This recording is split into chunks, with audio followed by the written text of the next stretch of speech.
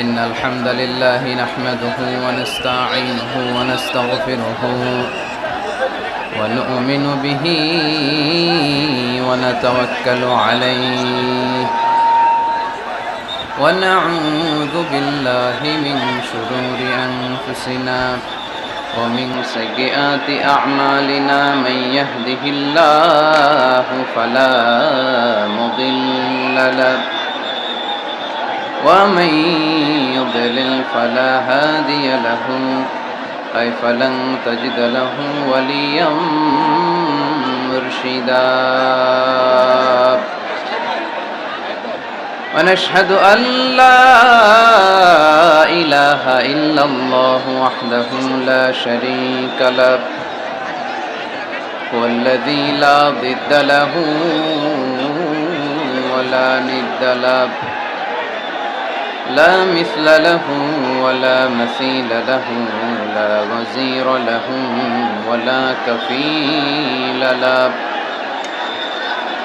لا شبه له ولا شبيه له لا ولد له ولا والد له وهو الواحد الفرد الصمد لم يلد ولم يولد ولم يكن له كفوا أحد ونشهد أن سيدنا ونبينا وحبيبنا وبشيرنا ونذيرنا وطبيبنا وطبيب أرواحنا وحبيبنا وحبيب ربنا محمدا عبد الله ورسوله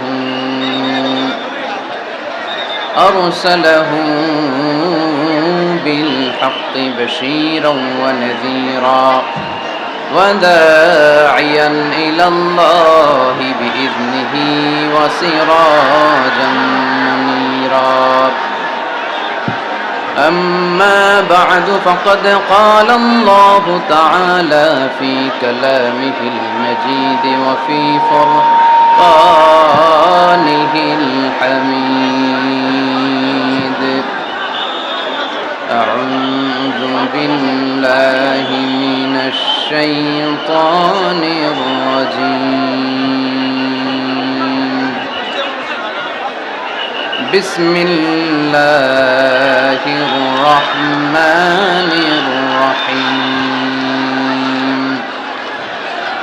والضحى والليل إذا سجى ما ودعك ربك وما قلى وللآخرة خير لك من الأولى ولسوف يعطيك ربك فترضى إن الله وملائكته يصلون على النبي يا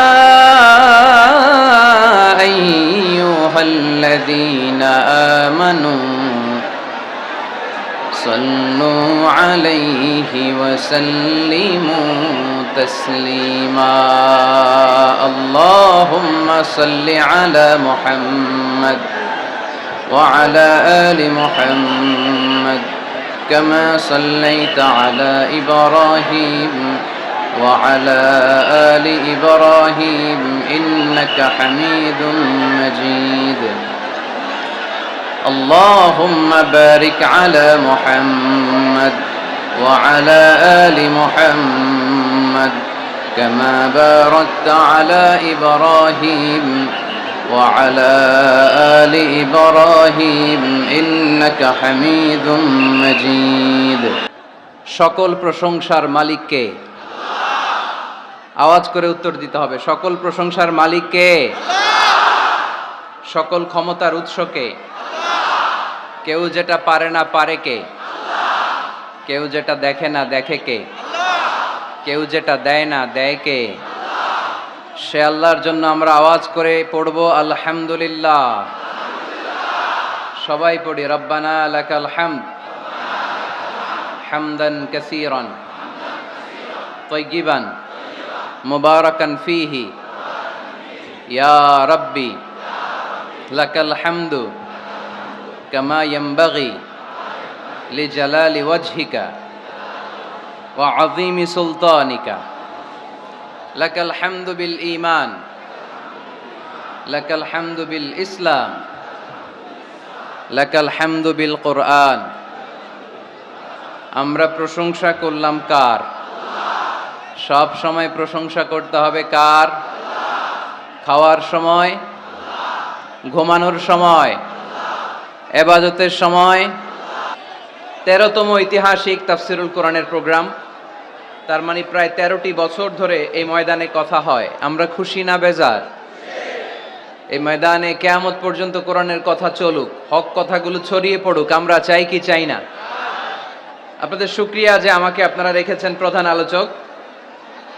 আমার আগে কথা বলেছে হযরত মাওলানা মুফতি আলী আকবর সাহেব, মুহাদ্দিস, বড় আইলাচাড়া মাদ্রাসা, কুষ্টিয়া।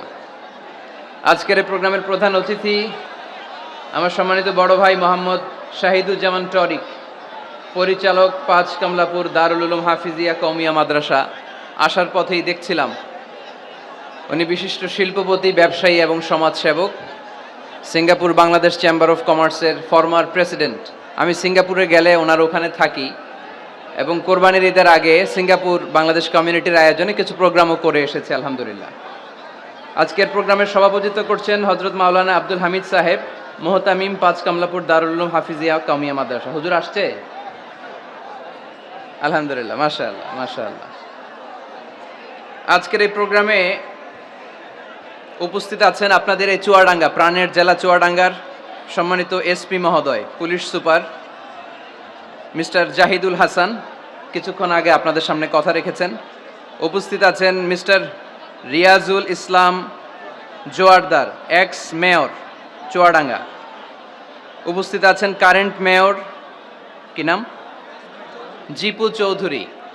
যারাই আজকের প্রোগ্রামকে সাফল্যমণ্ডিত করার জন্য এ বিশাল কোরআনের গ্যাদারিংয়ে উপস্থিত হয়েছেন, আমি তাদের সবাইকে অন্তরের অন্তঃস্থল থেকে শুকরিয়া জানাই।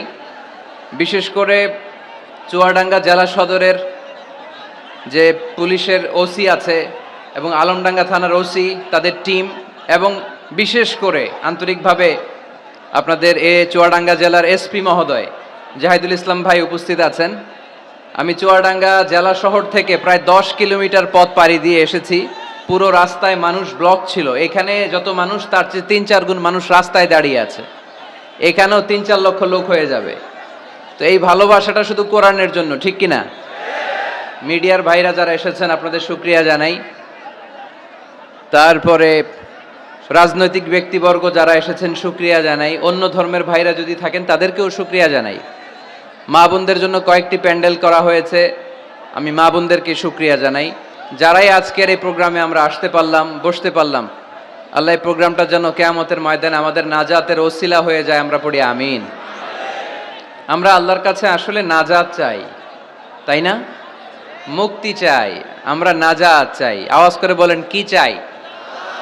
আল্লাহ যদি কিয়ামতের দিন বলে এত লক্ষ মানুষের ভিড়ে সেদিন শুধু কোরআনের জন্য, ইসলামের জন্য, আমার ভালোবাসায়, নবীর ভালোবাসায় চুয়াডাঙ্গার আলমডাঙ্গা থানায় তুমি কষ্ট করে ওই মাহফিলে উপস্থিত হয়ে কোরআনের মাহফিলকে সার্থক করেছো, যাও এর ওসিলায় তোমারে আমি মাফ করে দিলাম, এই ঘোষণা যদি আল্লাহ সেদিন দেয়, ভাল লাগবে আপনাদের? সবার ভাল লাগবে? আসলে আমাদের অনেক ভালো লাগবে, কারণ আমরা নাজাত চাই। কি চাই? আর কিছু যে চাই না আমি, চাই গো নাজাত, আল্লাহ তোমার কাছে আমার এই মুনাজাত, আল্লাহ তোমার কাছে আমার এই মুনাজাত। সবাই পড়েন আমার সাথে, আর কিছু যে চাই না আমি, চাই গো নাজাত, আল্লাহ তোমার কাছে আমার এই মুনাজাত, আল্লাহ তোমার কাছে আমার এই মুনাজাত। পড়েন আমিন। আরো জোরে পড়তে হবে আমিন। আজকের এই ইসলামের জন্য এই গণজোয়ারকে আল্লাহ ইসলামের বিজয়ের জন্য কবুল করুক, পড়ি আমিন। এই যে লক্ষ লক্ষ মানুষ আজকে চুয়াডাঙ্গার আলমডাঙ্গা থানায় উপস্থিত হয়েছে, আজকে মাহফিলের পরে টরিক ভাই বিরিয়ানির প্যাকেট দিবেন নাকি? নগদ টাকা দেয়া হবে? একজনকে খুশি করতে আমরা এখানে এসেছি, চিল্লায় বলতে হবে তিনি কে? আল্লাহ। এই লক্ষ লক্ষ মানুষের আগমন, এটা ইসলামের জন্য ভিক্টরি সাইন বহন করে, বিজয়ের সাইন। ইসলামের বিজয়কে কেউ থামায় রাখতে পারবে না, চিল্লায় বলেন ঠিক কিনা? তুমি ইসলামকে চোখ রাঙানি দাও, তুমি কোরআনকে চোখ রাঙানি দাও, তোমার এই খবরদারি কে মুহূর্তের মধ্যে বন্ধ করে দিতে পারে? কে? যারাই ইসলামের বিজয়ের পথে আসবে তাদের জীবনকে উজালা করবে কে? আর যারা ইসলামের বিরুদ্ধে ষড়যন্ত্র করে তাদের সাথে আমাদের কোনো সম্পর্ক। আমরা ইসলামের জন্য আমাদের জীবন দিতে প্রস্তুত, চিল্লায় বলেন ঠিক কিনা? আমাদের জান মান কুরবান করতে প্রস্তুত, চিল্লায় বলেন ঠিক কিনা? সকল ষড়যন্ত্রের বাধাকে ছিন্ন করে কালিমার পতাকা উঠানোর জন্য আমরা প্রস্তুত, চিল্লায় বলো ঠিক কিনা? সম্মানিত সুধী, অনেক বড় গ্যাদারিং, তাই লম্বা চূড়া কথা বলা যাবে না। কারণ আল্লাহ রাসূল সাল্লাল্লাহু আলাইহি ওয়াসাল্লাম বলেছেন, খুতাবুকুম তাওয়িলা ওয়া সালাওয়াতুকুম কাসীরা। কিয়ামতের আগে তোমাদের বক্তব্য হয়ে যাবে, ইসলামী বক্তব্য হবে লম্বা, সালাত হয়ে যাবে খাটো। Your Islamic lectures will be longer before the day of judgment, and your salah 5 times a day will be very shorter. কিয়ামতের আগে সালাত হয়ে যাবে খাটো, বক্তব্য হয়ে যাবে লম্বা। তার নমুনা সমাজে আছে না নাই? ঘন্টার পর ঘন্টা মানুষ বক্তব্য শুনতে চায়, কিন্তু নামাজ পড়তে চায় না, আছে না নাই? চুয়াডাঙ্গার আলমডাঙ্গায় মনে হয় এগুলো নাই। না না নাই। এই যে এত টুপিওয়ালা দাড়িওয়ালা, এটা প্রমাণ করে এখানকার সবাই নামাজি। আছে আছে, এগুলো থেকে আমাদের বেরিয়ে আসতে হবে। যেহেতু অনেক বড় গ্যাদারিং, লম্বা চূড়া কথা বলবো না। আর যেহেতু বিশৃঙ্খলা আপনারা থামাচ্ছেন না, কথা বলার তো সুযোগই নাই। তো অল্প কয়েকটা কথা বলে আজকের এই বড় মাহফিল আমরা শেষ করে দেব ইনশাআল্লাহ। পড়েন, আওয়াজ করে পড়তে হবে ইনশাআল্লাহ। যেহেতু মহিলা প্যান্ডেলে অনেক মা বোনেরা এসেছে, মা বোনদের জন্য দুই একটা কথা বলেই আমি মূল তাফসিরের দিকে যাচ্ছি। আল্লাহ রাসূল সাল্লাল্লাহু আলাইহি ওয়াসাল্লাম বলেছেন, দুনিয়া কুল্লুহা মাতা ওয়া খায়রু মাতা'আদ দুনিয়া আল মারআতু সালিহা। এই দুনিয়াতে যা দেখা যায় সব সম্পদ, বাড়ি গাড়ি ব্যাংক ব্যালেন্স ফ্যাক্টরি, এগুলো সম্পদ। দু চোখে যা দেখো সব সম্পদ। আর এই সব সম্পদের মধ্যে শ্রেষ্ঠ সম্পদ হচ্ছে নেককার নারী। সুবহানাল্লাহ পড়তে পারলেন না? এই দুনিয়ার যত সম্পদ আছে সব সম্পদের মধ্যে শ্রেষ্ঠতম সম্পদ হচ্ছে নেককার নারী, যেটা টাকা দিয়ে কেনা যায় না। তাই আমি বলি, নারীদের পেট হচ্ছে এটা খনির মতো। খনি, আপনারা কি তেলের খনির নাম শুনেছেন? তেলের খনি, গ্যাসের খনি, কয়লার খনি, সোনার খনি, হীরার খনি। তো এই খনিগুলোর মতো আমাদের মা বোনদের পেটগুলো খনি।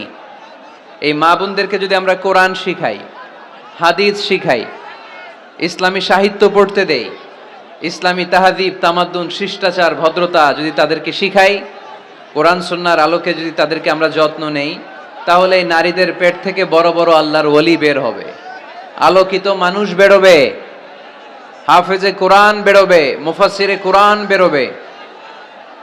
আর এই একই নারীকে যদি আমরা কোরআন শিক্ষা না দেই, ইসলাম শিক্ষা না দেই, এই নারীদের পেট থেকে বড় বড় চাঁদাবাজ আর টেন্ডারবাজ বেরোবে, চিল্লায় বলি ঠিক কিনা? এদের পেট থেকে বেরোবে বড় বড় দুর্নীতিবাজ, যারা দেশের টাকা, হাজার কোটি টাকা পাচার করে দেয় বিদেশে, এরকম আছে না নাই? এজন্য এই নারীদের পেটটা খনি, যত্ন নিতে হবে এদেরকে কোরআন দিয়ে সুন্নাহ দিয়ে। আল্লাহ রাসূল সাল্লাল্লাহু আলাইহি ওয়াসাল্লাম বলেছেন, রিফকাম বিল খাওয়ারির, নারীদেরকে কাচের গ্লাসের সাথে তুলনা করা হয়েছে। আপনাদের বাসায় কাচের গ্লাস আছে না? কথা বলতে হবে, উত্তর দিতে হবে আওয়াজ করে বাঘের মতো। আপনাদের বাসায় কাচের গ্লাস আছে? এই কাচের গ্লাস আস্তে ধরতে হয়, আস্তে রাখতে হয়। পরিষ্কার করতে চাইলে, পরিচ্ছন্ন করতে চাইলে খুব স্মুথলি রাখতে হয়, স্মুথলি ধরতে হয়। জোরাজুরি করলে গ্লাস ভেঙে যায়। এইখানে কি ভাই, তোমাদের কি সমস্যা? মাহফিলটা সুন্দরভাবে হোক তোমরা কি চাও? শাহিদুজ্জামান টরিক ভাই কয়েক জায়গায় ব্যবস্থাপনা করেছে, সব জায়গা পাল্টিয়ে এখানে 3 লক্ষ লোক বসতে পারে এরকম জায়গা করা হয়েছে। তারপরে লোক হয়ে গেছে 4-5 লক্ষের মতো। এটা তো out of capacity. The situation is totally out of control. এই বিজয় দিবসে একটা দৃষ্টান্ত আমরা সারা বাংলাদেশের 64 জেলার জন্য কি চুয়াডাঙ্গা থেকে রাখতে পারবো না? পারবো।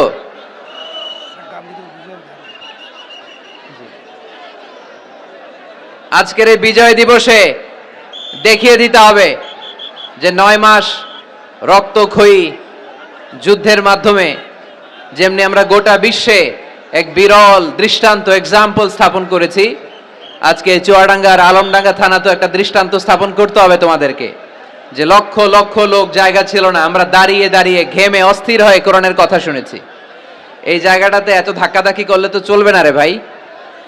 জায়গা পাওয়া না গেলে আস্তে করে পেছনের দিকে তোমরা মুভ করো, কিন্তু প্যান্ডেলের এত কাছে যদি আওয়াজ করো তাহলে তো কথা বলা যাবে না। কয়েকবার আমি আলোচনা থামিয়ে তোমাদেরকে শান্ত করার চেষ্টা করলাম, কিন্তু ব্যর্থ হয়েছি।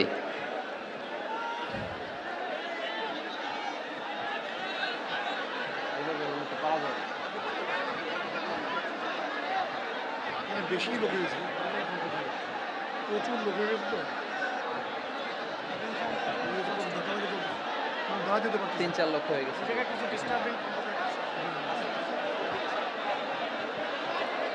আমি এই যে আপনারা পুলিশের 3 জন ভাই যে আছেন ওপাশে যারা, আমি বলবো একটু এক্সিটের ব্যবস্থা করে দেন, এরা ওইদিকে চলে যাক। এখানে দাঁড়িয়ে থেকে লাভ নাই। আমাকে তো দেখেছো তোমরা, আমি তোমাদেরকে ভালোবাসি কোরআনের জন্য। হয় দাঁড়িয়ে থাকো চুপ করে, তা না হলে আস্তে করে পিছনের দিকে যাওয়ার চেষ্টা করো। এই ধাক্কাধাক্কি করলে জনস্রোত এসে হতাহতের ঘটনা ঘটবে, মিডিয়া ম্যানদের ক্যামেরা ভাঙচুর হবে। আস্তে আস্তে পেছনের দিকে যাও, আস্তে আস্তে এক্সিট নাও, এক্সিট। আজকে 16ই ডিসেম্বর, তাই না?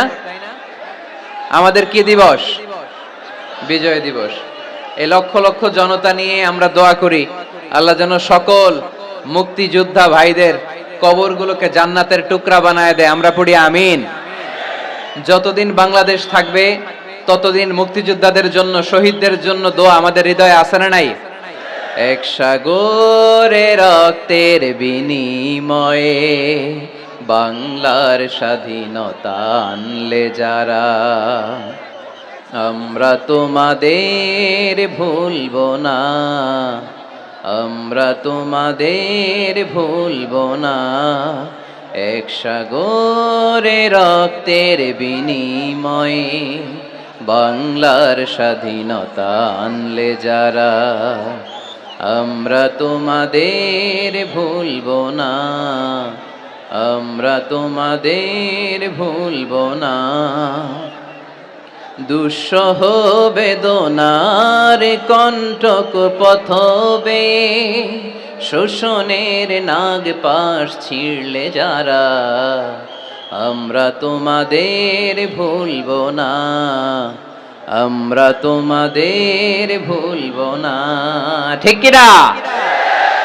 সকল মুক্তিযোদ্ধাদের কবরগুলোকে আল্লাহ তুমি জান্নাতের বাগান বানিয়ে দাও, পড়ি আমিন। তোমার বিশেষ নূর দিয়ে মুনাওয়ার করে দাও, আওয়াজ করে পড়ি আমিন। এ দুনিয়াতে যা দেখা যায় সব সম্পদ, আর এই সম্পদের মধ্যে শ্রেষ্ঠ সম্পদ হচ্ছে নেককার নারী। তাই বোনদেরকে যেন আমরা কোরআন সুন্নাহর পথে আসার সুযোগ করে দেই, তাদেরকে যেন ইসলামী লেকচার পড়ার সুযোগ করে দেই, ইসলামী বই পড়ার সুযোগ করে দেই। ইসলাম বলেছে খায়রুকুম মান বুখিরা বিল উনসা, যে ঘরের প্রথম সন্তান কন্যা ওই ঘরটারে বরকত দিয়ে ভরে দেয় কে? আপনাদের ঘরে সর্বপ্রথম মেয়ে হয়েছে কার কার? দেখি প্রথম মেয়ে কার? মাশাআল্লাহ, আমারও 2 মেয়ে, আপনারও 2 মেয়ে, মাশাআল্লাহ। হাত নামান চুয়াডাঙ্গার ভাইরা, হাত নামান। তো এই ঘরগুলো বরকতময়। আল্লাহ রাসূল সাল্লাল্লাহু আলাইহি ওয়াসাল্লামের 3 ছেলে ছিল, একজনও বেঁচে ছিল না, আল্লাহ নিয়ে গেলেন ছোটবেলায়। 4 মেয়ে ছিল, ওনারা বেঁচে ছিলেন, রুকাইয়া, যায়েনাব, উম্মি কুলসুম আর ফাতেমা। আওয়াজ করে পড়েন সুবহানাল্লাহ। ফাতেমা রাদিয়াল্লাহু তাআলা আনহাকে আল্লাহ রাসূল সাল্লাল্লাহু আলাইহি ওয়াসাল্লাম খুব বেশি ভালোবাসতেন। আল্লাহ রাসূল সাল্লাল্লাহু আলাইহি ওয়াসাল্লাম বলতেন, ফাতেমা তু বিদউম মিন্নি, ফাতেমা আমার কলিজার টুকরা। যে ফাতেমারে কষ্ট দেয় সেজন্য আমি নবীকে কষ্ট দেয়, আর যে ফাতেমার মুখে হাসি ফুটায় সেজন্য আমি বিশ্ব নবীর মুখে হাসি ফুটাই। সুবহানাল্লাহ।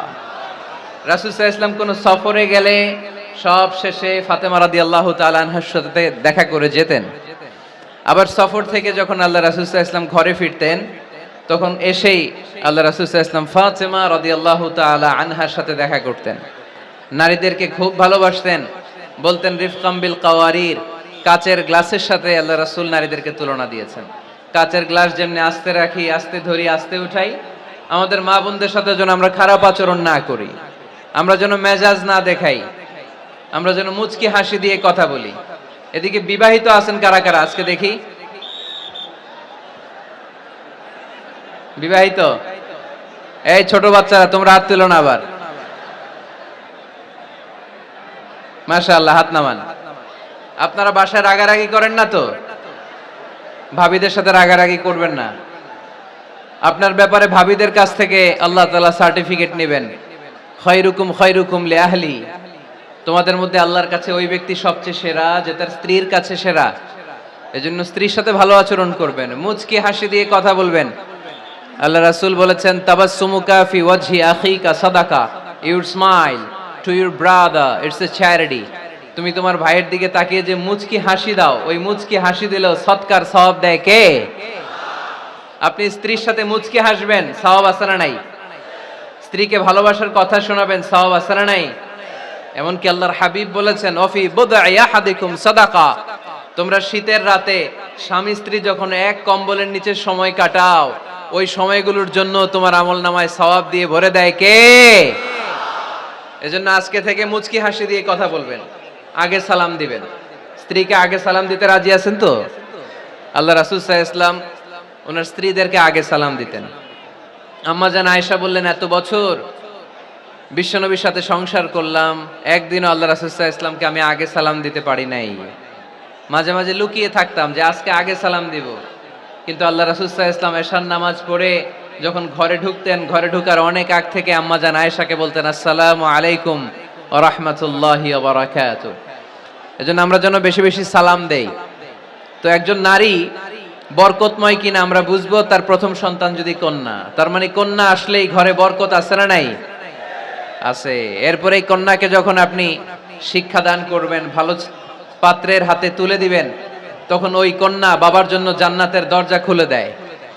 সুবহানাল্লাহ পড়তে পারলেন না?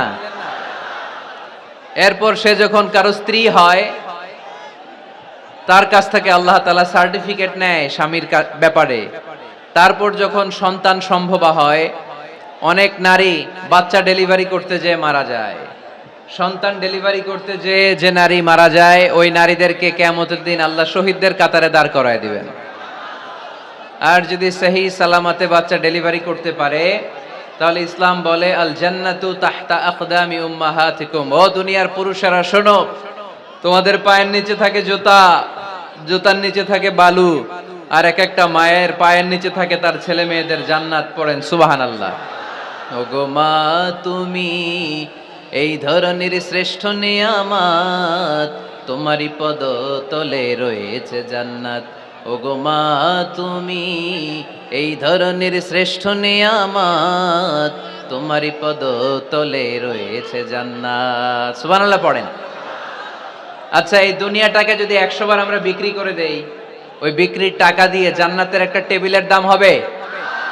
এই দুনিয়াকে 2000 বার বিক্রি করে দিলে যেই টাকা পাওয়া যাবে, ওই টাকা দিয়ে যদি জান্নাতের একটা চেয়ার কিনতে চাই, ওই চেয়ারের দাম হবে?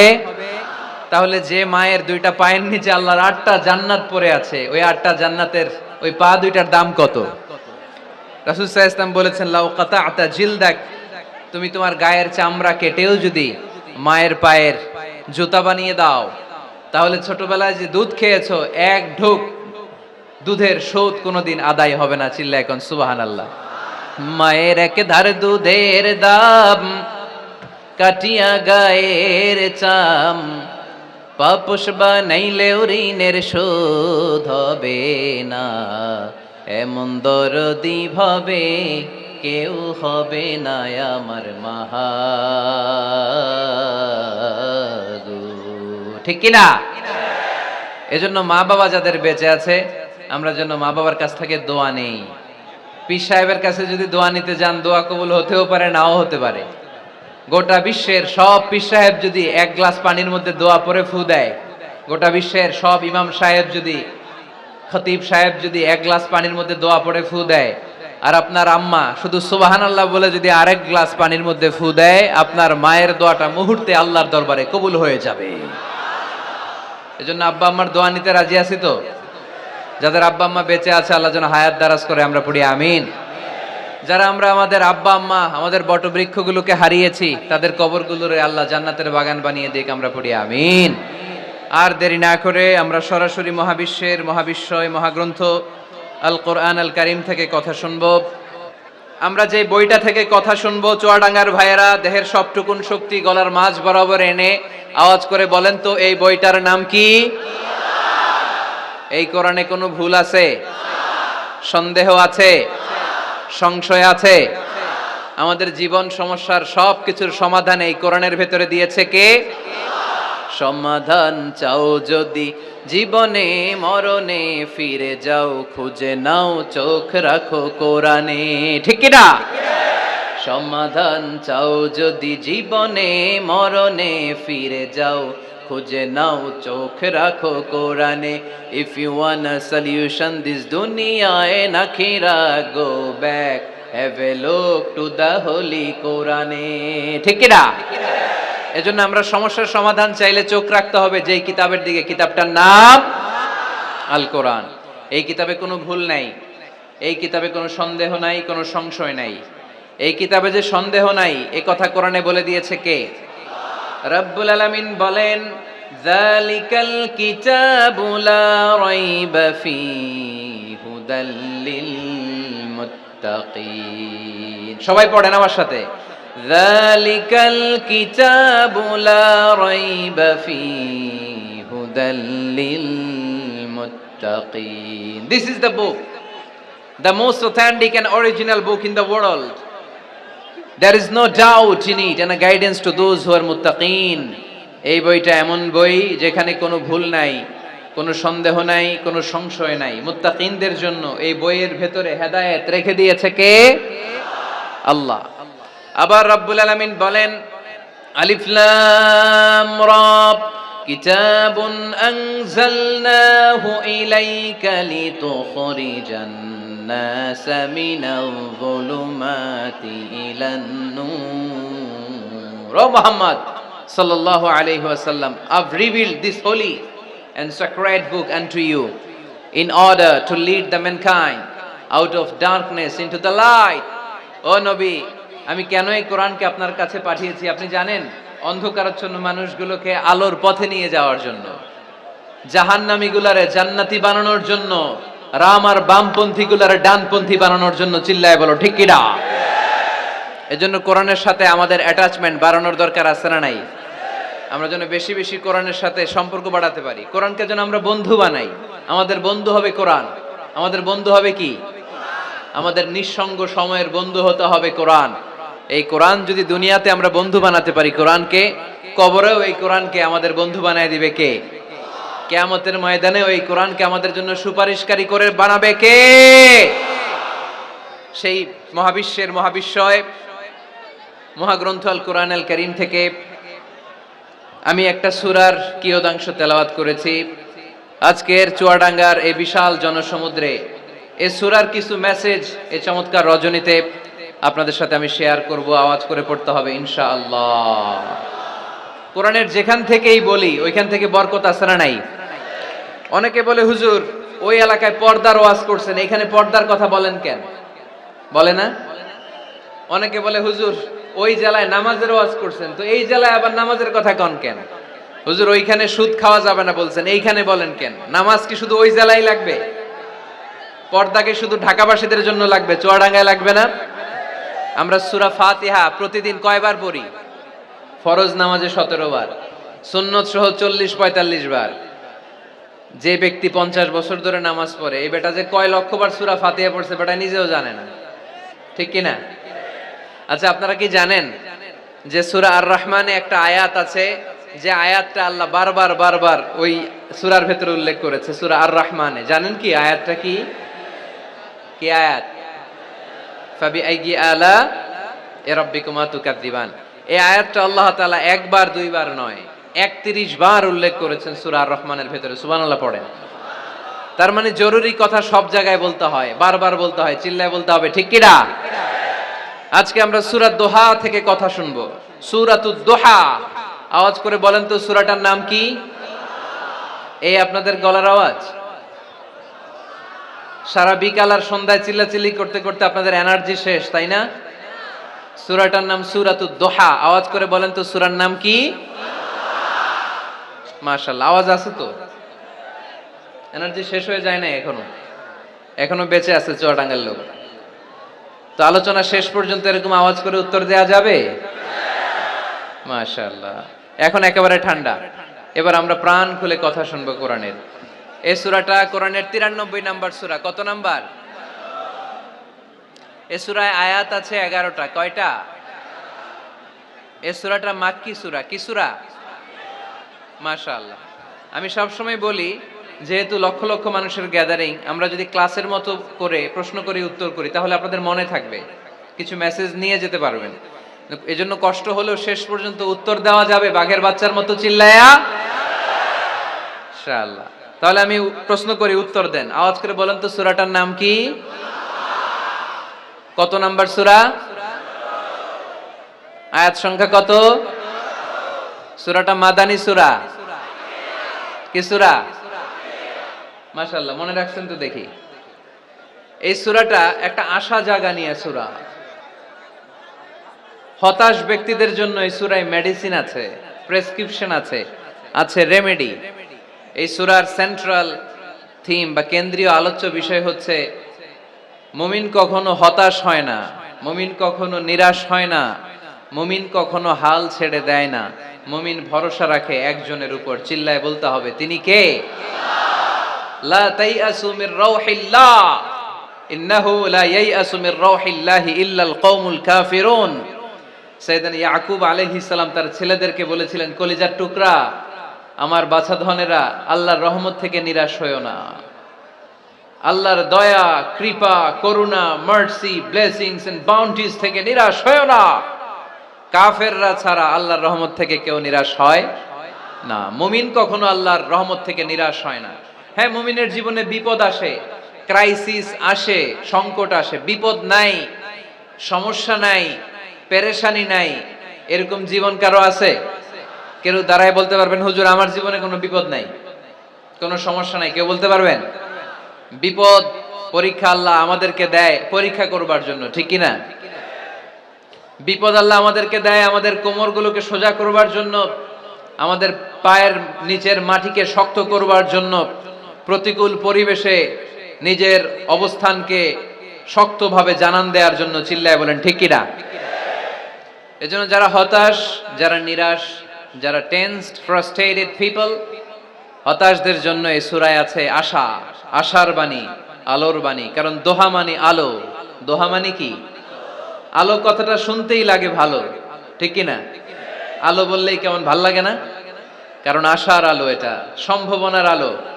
অন্ধকার দেখলে বাচ্চারা ভয় পায়, আলো দেখলে বাচ্চারা ভয় পায়।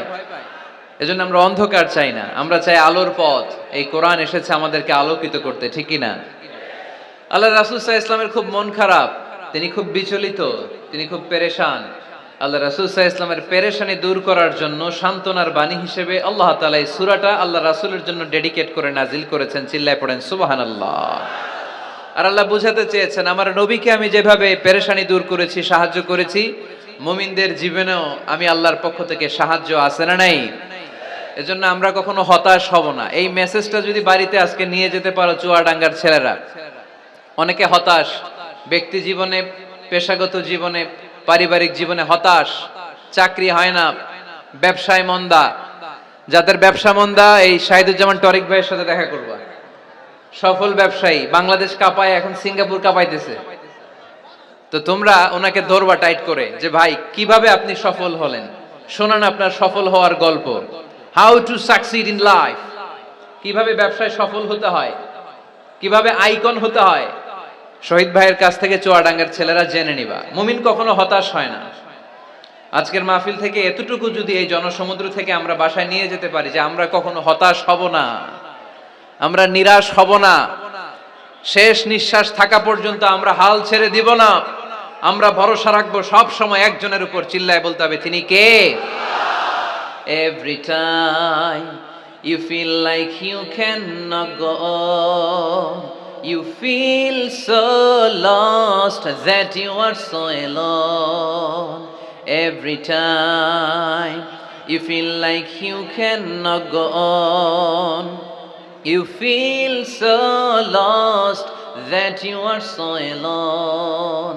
Don't despair and never lose hope, 'cause Allah is always by your side. Insha'Allah, পড়েন, Insha'Allah, Insha'Allah, you'll find your way. Insha'Allah, Insha'Allah, Insha'Allah, you'll find your way. পড়েন আল্লাহু আকবার। আমরা কখনো নিরাশ হই না, আমরা হতাশ হই না, আমরা ভরসা রাখি একজনের উপর, তিনি কে? আমরা জানি রাত যত গভীর হয় অন্ধকার তমানিসা ভেদ করে সুবহে সাদিক হয়। আমরা জানি গর্ভবতী নারীর যেদিন পেটের ব্যথা বেদনা বাড়তে থাকে ওই দিন নতুন মেহমান আগমনের সময় ঘনাতে থাকে। আমরা জানি বিশ্বাসীদের জীবনে কষ্ট, দুঃখ, যন্ত্রণা, পরীক্ষা যত বাড়তে থাকে সুখের দিন কাছে আসতে থাকে। চিল্লায় বলো ঠিক কিনা? এজন্য আমরা হতাশ হব না, হাল ছেড়ে দিব না, শেষ নিঃশ্বাস ত্যাগ করা পর্যন্ত আমরা ভরসা রাখবো একজনের উপর, তিনি কে? আল্লাহ রাসূল সাল্লাল্লাহু আলাইহি ওয়াসাল্লাম হতাশ হলেন, পেরেশান হলেন, নবীর পেরেশানি দূর করার জন্য আল্লাহ তাআলা এই সূরাটা নাজিল করেছে। সুবহানাল্লাহ পড়েন। তাহলে এই সূরার কেন্দ্রীয় আলোচ্য বিষয় কি? এটা কি চুয়াডাঙ্গাবাসীদের কাছে ক্লিয়ার? Clear clear clear. এবার আমরা শুনবো এই সূরার একটা ব্যাকগ্রাউন্ড আছে, কোন প্রেক্ষাপটে এই সূরা নাজিল হলো। আল্লাহ রাসূল সাল্লাল্লাহু আলাইহি ওয়াসাল্লামকে আল্লাহ বললেন, ইয়া আইয়ুহার রাসূলু বাল্লিগ মা উনজিলা ইলাইক, নবী কোরআনে যা নাজিল করেছি সব আপনি পৌঁছে দিন, কিছু গোপন রাখা যাবে না। এই কোরআনের কোনো কিছু বিশ্বনবী গোপন রেখেছে? সবাই বলেন না কেন, গোপন রেখেছে নাকি সব প্রচার করে দিয়েছে? সব প্রচার করে দিয়েছে। হঠাৎ করে হেরা গুহায় বিশ্বনবীর কাছে নাজিল হলো ইকরা বিসমি রাব্বিকাল্লাযী খালাক খালাকাল ইনসানা মিন আলাক ইকরা ওয়া রাব্বুকাল আকরামুল্লাযী আল্লামা বিল কলম আল্লামাল ইনসানা মা লাম ইয়ালাম। পড়েন সুবহানাল্লাহ। আল্লাহ নাজিল করলেন, নবী পড়ো, তোমার প্রভুর নামে যিনি সৃষ্টি করেছেন, তুমি যা জানতে না তা তোমার রব তোমারে শিখিয়েছেন, কলমের মাধ্যমে তোমাদেরকে জ্ঞান দিয়েছেন। সুবহানাল্লাহ। ইকরা বিসমি রাব্বিকাল্লাযী খালাক, read in the name of your lord who has created. পড়ো তোমার প্রভুর নামে। কোরআনের প্রথম বাণী পড়ো। কোরআনের প্রথম বাণী কি? সবাই বলেন, প্রথম বাণী কি? আল কোরআনের প্রথম বাণী পড়ো, আল হাদিসে নবীর কথা পড়ো। আল কোরআনের প্রথম বাণী পড়ো, আল হাদিসে নবীর কথা পড়ো। পড়ে পড়ে শেখো, শিখে শিখে তুমি তোমার নিজের জীবন গড়ো। সুবহানাল্লাহ পড়ে। পড়ে পড়ে নিজের জীবন গড়তে হবে। নাজিল হলো ইকরা বিসমি রাব্বিকাল্লাযী খালাক, যা নাজিল হলো নবী প্রচার করে দিলেন। এরপরে আরেক সূরা নাজিল হলো ইয়া আইয়ুহাল মুযাম্মিল কুমিল লাইলা ইল্লা কালিলা, বিশ্বনবী প্রচার করে দিলেন। এরপরে নাজিল হলো ইয়া আইয়ুহাল মুদ্দাসসির কুম ফাআনজির, বিশ্বনবী প্রচার করে দিলেন। যাই প্রচার নাজিল হয় তাই তিনি প্রচার করে দেন, যাই নাজিল হয় তাই তিনি প্রচার করে দেন। এরকম চলতে থাকলো কিছুদিন, কিন্তু হঠাৎ করে আর কোনো কোরআনের আয়াত নাজিল হয় না, ওহী আসা বন্ধ হয়ে গেল। ফলে নবীও নতুন কোনো কথা মক্কার লোকদেরকে শোনাতে পারে না। মক্কার লোকেরা বলল, ঘটনা কি মুহাম্মদ, নতুন নতুন আয়াত এতদিন বলতা, এখন বলো না কেন? বলো। বিশ্বনবী বলতে পারে না, কারণ বিশ্বনবী কি মন গড়া কোনো কথা বলে? সবাই যদি বুঝে থাকেন উত্তর দেন, বিশ্বনবী কি মন গড়া কথা কোনোদিন বলেছে? রব্বুল আলামিন বলেন ওয়ামা ইয়ানতিকু আনিল হাওয়া ইন হুয়া ইল্লা ওয়াহয়ুন ইউহা। আমার নবী মন গড়া কোনো কথা বলেন না, আমার পয়গম্বর মন মস্তিষ্ক কোনো প্রসূত কথা তোমাদের কাছে পেশ করে না। আকাশ থেকে জিব্রাইল মারফত যা তিনি শুনতে পান তা তিনি মক্কাবাসীদের কাছে পৌঁছে দেন। সুবহানাল্লাহ। তো নাজিল হতো, নবী পৌঁছে দিতেন। এখন বন্ধ, পৌঁছাতে পারে না। সাইয়েদনা জিব্রাইল আলাইহিস সালাম আর কোরআন নিয়ে আসে না। রাসূল সাল্লাল্লাহু আলাইহি ওয়াসাল্লাম নতুন কোনো কথা শোনাতেও পারে না। মক্কার লোকেরা হাসাহাসি শুরু করলো, হাততালি দিতে শুরু করলো, মুহাম্মদ তোমার আল্লাহ তোমারে বর্জন করেছে, তোমার আল্লাহ তোমারে ভুলে গেছে। নাউজুবিল্লাহ পড়তে পারলেন না? ইন্না মুহাম্মাদান ওয়াদ্দাআহু রাব্বুহু ওয়া ক্বালা। এই মক্কার লোকেরা শোনো, মুহাম্মদের রব তো মুহাম্মদের ভুলে গেছে, মুহাম্মদের দিকে ফিরেও তাকায় না, আর নতুন কোন আয়াত পাঠায় না। আবু লাহাবের স্ত্রী উম্মে জামিল বলতে শুরু করলো, ইন্না শাইতানাকা ক্বাদ তারাক। মুহাম্মদ তোমার কাছে যে একটা শয়তান আসতো জিব্রাইল নামে, ওই শয়তানটা আর আসে না। না, নাউজুবিল্লাহ পড়েন। সবাই টিটকারি করে। এখন রাসূল সাল্লাল্লাহু আলাইহি ওয়াসাল্লাম কিছু বলতেও পারে না, কারণ তিনি তো মন গড়া কিছু বলেন না, যা নাজিল হয় তা পৌঁছে দেন। রাসূল সাল্লাল্লাহু আলাইহি ওয়াসাল্লাম খুব পেরেশান হয়ে গেলেন, চিন্তায় পড়ে গেলেন, হতাশ হয়ে গেলেন। আর মনে মনে ভাবলেন, কি রে, আমি কোনো ভুল করলাম না তো? আমার কোনো অন্যায় হয়ে গেল না তো? এত অপেক্ষা করতেছি, আকাশের দিকে তাকিয়ে আছি, নতুন আয়াত আসে না কেন? আমি কবে নতুন আয়াত শোনাবো? কোন তাফসিরে এসেছে 15 দিন, কোথাও এসেছে 25 দিন, 40 দিন, কোথাও এসেছে কয়েক মাস আল্লাহ রাসূল সাল্লাল্লাহু আলাইহি ওয়াসাল্লামের কাছে কোরআনের আয়াত নাজিল করাকে বন্ধ রেখেছিল কে? নাজিল হয় না, তিনি কোরআনের আয়াত শোনাতেও পারেন না। আমরাও মাঝে মাঝে এরকম হতাশ হই, কি রে, ব্যবসা করলে লস, চাকরি হয় না, অসুস্থতা, মনে হয় আল্লাহ বোধহয় আমাদেরকে পছন্দ করে না। এরকম টেনশন আমাদেরও আছে না নাই? রাসূল সাল্লাল্লাহু আলাইহি ওয়াসাল্লাম যখন টেনশনে পড়ে গেলেন, আল্লাহ তাআলা এই সূরা নাজিল করার মধ্য দিয়ে আল্লাহ রাসূল সাল্লাল্লাহু আলাইহি ওয়াসাল্লামের টেনশন দূর করে দিলেন। চিল্লায় পড়েন সুবহানাল্লাহ। রাসূল সাল্লাল্লাহু আলাইহি ওয়াসাল্লামের পেরেশানি দূর করার জন্য আল্লাহ নাজিল করলেন ওয়াদ-দুহা ওয়াল লাইলি ইযা সাজা মা ওয়াদ্দাআকা রাব্বুকা ওয়া মা ক্বালা। ওয়াদ-দুহা, আলোর শপথ, ওয়াল লাইলি ইযা সাজা, নিঝুম নিস্তব্ধ রাতের শপথ। সুবহানাল্লাহ পড়েন। প্রথমে আল্লাহ দুইটা কসম কাটলেন। কয়টা? দুইটা। প্রথমে দোহা, প্রভাতের সূর্য কিরণের শপথ, আলোর শপথ। এরপরে অন্ধকারের শপথ কাটলেন। আলোর শপথ দিয়ে আল্লাহ তাআলা ওহী আশাকে বুঝালেন, আর অন্ধকারের শপথ দিয়ে আল্লাহ ওহী না আশাকে বুঝালেন। আল্লাহ বুঝাতে চাইলেন, নবী সব সময় আলো থাকলে ভাল লাগে না। 24 ঘন্টায় যদি সূর্যের আলো, এখনো সূর্যের আলো, সকালেও সূর্যের আলো, খালি আলো আর আলো, ভাল লাগবে? কথা বলেন না কেন? আবার 24 ঘন্টায় ঘুটঘুটে অন্ধকার, কোনো আলো টালো নাই, ভাল লাগবে? তার মানে জীবন চালাতে আলোরও দরকার, অন্ধকারেরও দরকার। বিশ্বনবীরে বুঝাতে চাইলেন, নবী ওহী আসা যেমনি দরকার, মাঝে মাঝে ওহী বন্ধ রেখে আপনার একটু বিশ্রাম দেওয়া দরকার। সুবহানাল্লাহ পড়েন। সরকারি চাকরি যারা করেন, সপ্তাহে কয়দিন জব করেন? জোরে বলেন। 5 দিন। বাকি 2 দিন কি করেন? বিশ্রাম নেন, ছুটিতে থাকেন। 7 দিনে যদি কাজ করা লাগতো, ভাল লাগতো?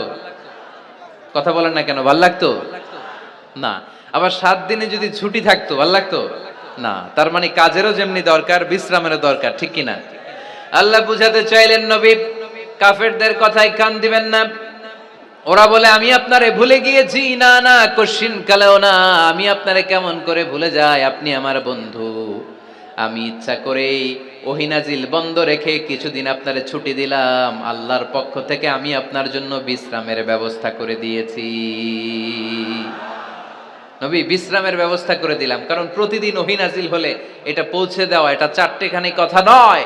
ওহির বাণী, এটা কোনো মন্ত্রীর বাণী না। ওহির বাণী, এটা কোনো প্রেসিডেন্টের বাণী না। ওহির বাণী প্রধানমন্ত্রীর বাণী না। ওহির বাণী রাজা বাদশার বাণী নয়। ওহির বাণী আমাদের কাছে পাঠিয়েছে কে? এই কালামুল্লাহ মাজিদের ওজন আছে না নাই? আল্লাহ বললেন, ইন্না সানুলকি আলাইকা কওলান সাকিলা। নবী গো, কোরআনের বাণী এটা হালকা কোনো বাণী নয়, এটা ভারী একটা বাণী। এই বাণী যদি আমি সাগরে নাজিল করতাম, এই কোরআনের বাণী যদি আমি জঙ্গলে নাজিল করতাম, আর এই কোরআনের বাণী যদি আমি পাহাড়ের মধ্যে নাজিল করতাম, কোরআনের ভারে বড় বড় পাহাড়গুলো মুহূর্তের মধ্যে ভেঙে চুরে খান খান হয়ে যেত। লাউ আনজালনা হাযাল কুরআন আলা জাবালিন লারাআইতাহু খাশিআম মুতাসাদ্দিআম মিন খাশিয়াতিল্লাহ। নবী হে, এই কোরআনকে আপনার উপর নাজিল না করে যদি আমি হিমালয় পাহাড় মাউন্ট এভারেস্টের উপর নাজিল করতাম, আমেরিকার আলাস্কা মাউন্টেন রেঞ্জের উপর নাজিল করতাম, ইউরোপের আল্পস পর্বতমালায় নাজিল করতাম, আমি যদি বড় বড় তুর পাহাড়ের উপর নাজিল করতাম, আপনি দেখতেন কোরআনের ভারে পাহাড়গুলো ভেঙে চুড়ে খান খান হয়ে গিয়েছে। তার মানে কোরআনের ওজন আছে না নাই? কোরআনের বাণী কি পাতলা, হালকা না ভারী? সবাই বলুন, হালকা না ভারী? কতটা ভারী? রাসূল সাল্লাল্লাহু আলাইহি ওয়াসাল্লাম যখন ওটের উপর বসে থাকতেন, তখন কোরআনের আয়াত নাজিল হলে ওটের পা মাটির মধ্যে দেবে যেত। ঘোড়ার উপর যখন বসে থাকতেন, তখন কোরআনের আয়াত নাজিল হলে ঘোড়া মাটিতে বসে যেত। মাঝে মাঝে আল্লাহ রাসূল সাহাবীদের পায়ের উপরে মাথা রেখে ঘুমাতেন। সাইয়েদনা যায়েদ রাদিয়াল্লাহু তাআলা আনহুর পায়ের মধ্যে, রানের মধ্যে মাথা রেখে বিশ্বনবী একবার ঘুমালেন। যায়েদ রাদিয়াল্লাহু তাআলা আনহু বলেন, অনেকক্ষণ বিশ্বনবী শুয়ে রইলেন, কিন্তু আমার কষ্ট হয় নাই, আমি টের পাই নাই। কিন্তু হঠাৎ বিশ্বনবীর উপর কোরআন যখন নাজিল হওয়া শুরু হয়ে গেল, আমার মনে হলো বিশ্বনবীর মাথার ওজন উহুদ পাহাড়ের সমান ভারী হয়ে গেছে। এতক্ষণ ধরে বিশ্বনবীর মাথার কোনো ওজন নাই। হঠাৎ যখন কোরআনের আয়াত নাজিল হতে লাগলো, দেখলাম বিশ্বনবীর মাথার ওজন এতটা বেড়ে গিয়েছে, আমার মনে হচ্ছে আমার পায়ের হাড্ডি আর রান ফেটে মুহূর্তের মধ্যে খান খান হয়ে যাবে। তার মানে কোরআনের আয়াত সবসময় রিসিভ করা, ওহী সবসময় নেয়া এবং ওহীর বাণী পৌঁছে দেয়া, এটা সাধারণ কোনো কাজ নয়। সব সময় ওহী লাগাতার নাজিল হলে নবীর কষ্ট হয়ে যাবে।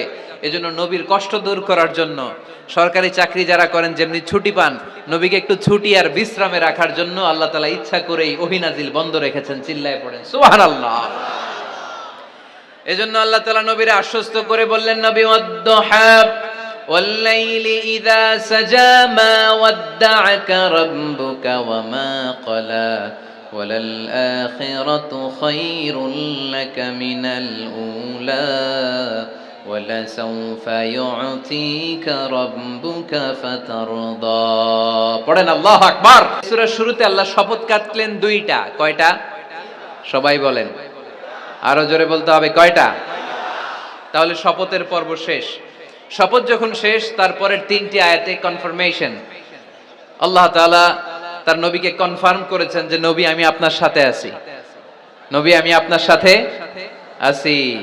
এই এলাকার ওসি সাহেব যদি আপনারে বলে আমি আপনার সাথে আছি, সাহস লাগবে না? এসপি সাহেব যদি বলে আপনার সাথে আছি, সাহস লাগবে না? এমপি সাহেব যদি বলে সাথে আছি, সাহস লাগবে? প্রধানমন্ত্রী যদি বলে ভয় নাই, সাথে আছি, সাহস লাগবে না? ডোনাল্ড ট্রাম্প যদি বলে ভয় নাই, সাথে আছি, সাহস লাগবে? আর রাজাদিরাজ মালিকুল আমলাক, গোটা বিশ্বের সব রাজাদের রাজা মহারাজা আল্লাহ যদি বলে সাথে আছি, সাহস লাগে কি লাগে না? বিশ্ব নবীরে সাহস যোগালেন।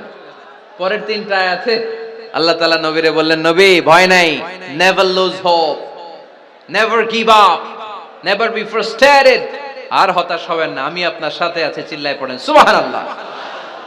তারপরের তিন আয়াতে দিলেন তিনটা রিমাইন্ডার, নবী আপনারে কি কি নিয়ামত দিছি শোনেন, এগুলো মনে রাখেন, ভুলে যায়েন না। আর সর্বশেষ তিনটা আয়াতে তিনটা ওয়ার্ক প্ল্যানস, মানে গাইডলাইন, কর্মসূচি দিয়ে আল্লাহ সূরাটারে শেষ করেছেন। পড়েন আলহামদুলিল্লাহ। দুইবার যখন আল্লাহ শপথ করলেন, আলোর শপথ, অন্ধকারের শপথ, তারপরে আল্লাহ কনফার্মেশন করে বললেন, নবী মা ওয়াদ্দা'আকা রাব্বুকা ওয়া মা ক্বালা, নবী হে আমি আপনারে ভুলি নাই, আমি আপনারে ছাড়ি নাই। কাফেররা বলে আমি আপনারে ভুলে গেছি, আমি আপনার উপর রাগ করেছি, তাই আপনার উপর কোরআন নাজিল করি না। কথাটা কিন্তু ঠিক না। আমি আপনারে ভালোবাসি, মহব্বত করি, ইচ্ছা করে আপনারে ছুটি দেওয়ার জন্য, কয়েকদিন বিশ্রামে রাখার জন্য ইচ্ছা করেই কোরআন নাজিল বন্ধ রেখেছি। মা ওয়াদ্দা'আকা রাব্বুকা ওয়া মা ক্বালা। কাফেরদের কথার জবাবে তিনি বলছেন, না আমি আপনারে ভুলি নাই, আমি আপনার সাথে আছি। সুবহানাল্লাহ পড়েন। সাথে আছে কে? আরো জোরে বলেন। রাস্তায় হঠাৎ অ্যাক্সিডেন্ট হয়ে গেছে, বাঁচাবে কে? বলতে হবে সাথে আছে কে? আমাদের সাথে আল্লাহ আছে। এরপরে আল্লাহ বললেন, ওয়ালাল আখিরাতু খায়রুল লাকা মিনাল উলা ও নবী, মক্কার জীবনে সাময়িক একটু কষ্ট আপনি সহ্য করেন, মদিনার জীবনে আপনার জন্য আনন্দ রেখেছে কে? আখেরাতে আপনার জন্য জান্নাতকে তৈরি রেখেছে কে? ওয়ালাল আখিরাতু খায়রুল লাকা মিনাল উলা। আরেকটা কনফার্মেশন, আরেকটা অ্যাসিউরেন্স, আরেকটা নিশ্চয়তার গ্যারান্টি। নবী, indeed verily hereafter is far better for you than this dunya. এই দুনিয়ার চেয়ে আখিরাত উত্তম, ঠিক কি না? আখিরাত আপনার জন্য তৈরি, এই দুনিয়ার জীবন আপনার আসল জীবন নয়। আসল জীবন হচ্ছে কবরের জীবন, ঠিক কি না? একদিন মাটির ভেতরে হবে ঘর রে মন আমার, কেন বাঁধো দালান ঘর রে মন আমার, কেন বাঁধো দালান ঘর। প্রাণ পাখি উড়ে যাবে পিঞ্জর ছেড়ে, ধরা ধামে সবই রবে তুমি যাবে চলে। বন্ধু বান্ধব যত মাতা পিতা দ্বারা সুত, বন্ধু বান্ধব যত মাতা পিতা দ্বারা সুত, সবই হবে তোমার পরে মন আমার, কেন বাঁধো দালান ঘর। একদিন মাটির ভেতরে হবে ঘরে মন আমার, কেন বাঁধো দালান ঘর। ঠিক না? মাটির ঘর আসল ঘর। এই ছোট্ট 2 লাইনের নাশিদ, এই গানটাই আমাদের হেদায়েতের জন্য যথেষ্ট, তাই না? কত কষ্ট করে বিল্ডিং বানালাম, কত কষ্ট করে ফ্ল্যাট কিনলাম, কত দামি টাইলস দিয়ে আমার গোসলখানাটা বানালাম, কিন্তু আমার জীবনের শেষ গোসলটা কি আমার ওই গোসলখানায় হবে? চিল্লায় বলতে হবে, হবে। এজন্য আল্লাহ বললেন, ওয়ালাল আখিরাতু খায়রুল লাকা মিনাল উলা। ও নবী, দুনিয়ার জীবন আসল জীবন নয়, আসল জীবন হলো আখিরাতের জীবন, ঠিক কি না? কিন্তু আমরা পাগল হয়ে আছি কোন জীবনের জন্য? দুনিয়ার পেছনে এই মরিচিকা, এই লোভ লালসা, এই ক্ষমতার দাপট, হ্যাঁ, এই সেলিব্রিটিজম, এই চোখ ধাঁধালো গ্ল্যামারাস লাইফের দিকে আমরা পাগলের মতো মরিচিকার পেছনে ছুটে বেড়াচ্ছি, আর আখিরাতের কথা আমরা বেমালুম ভুলে গিয়েছি, ঠিক কি না?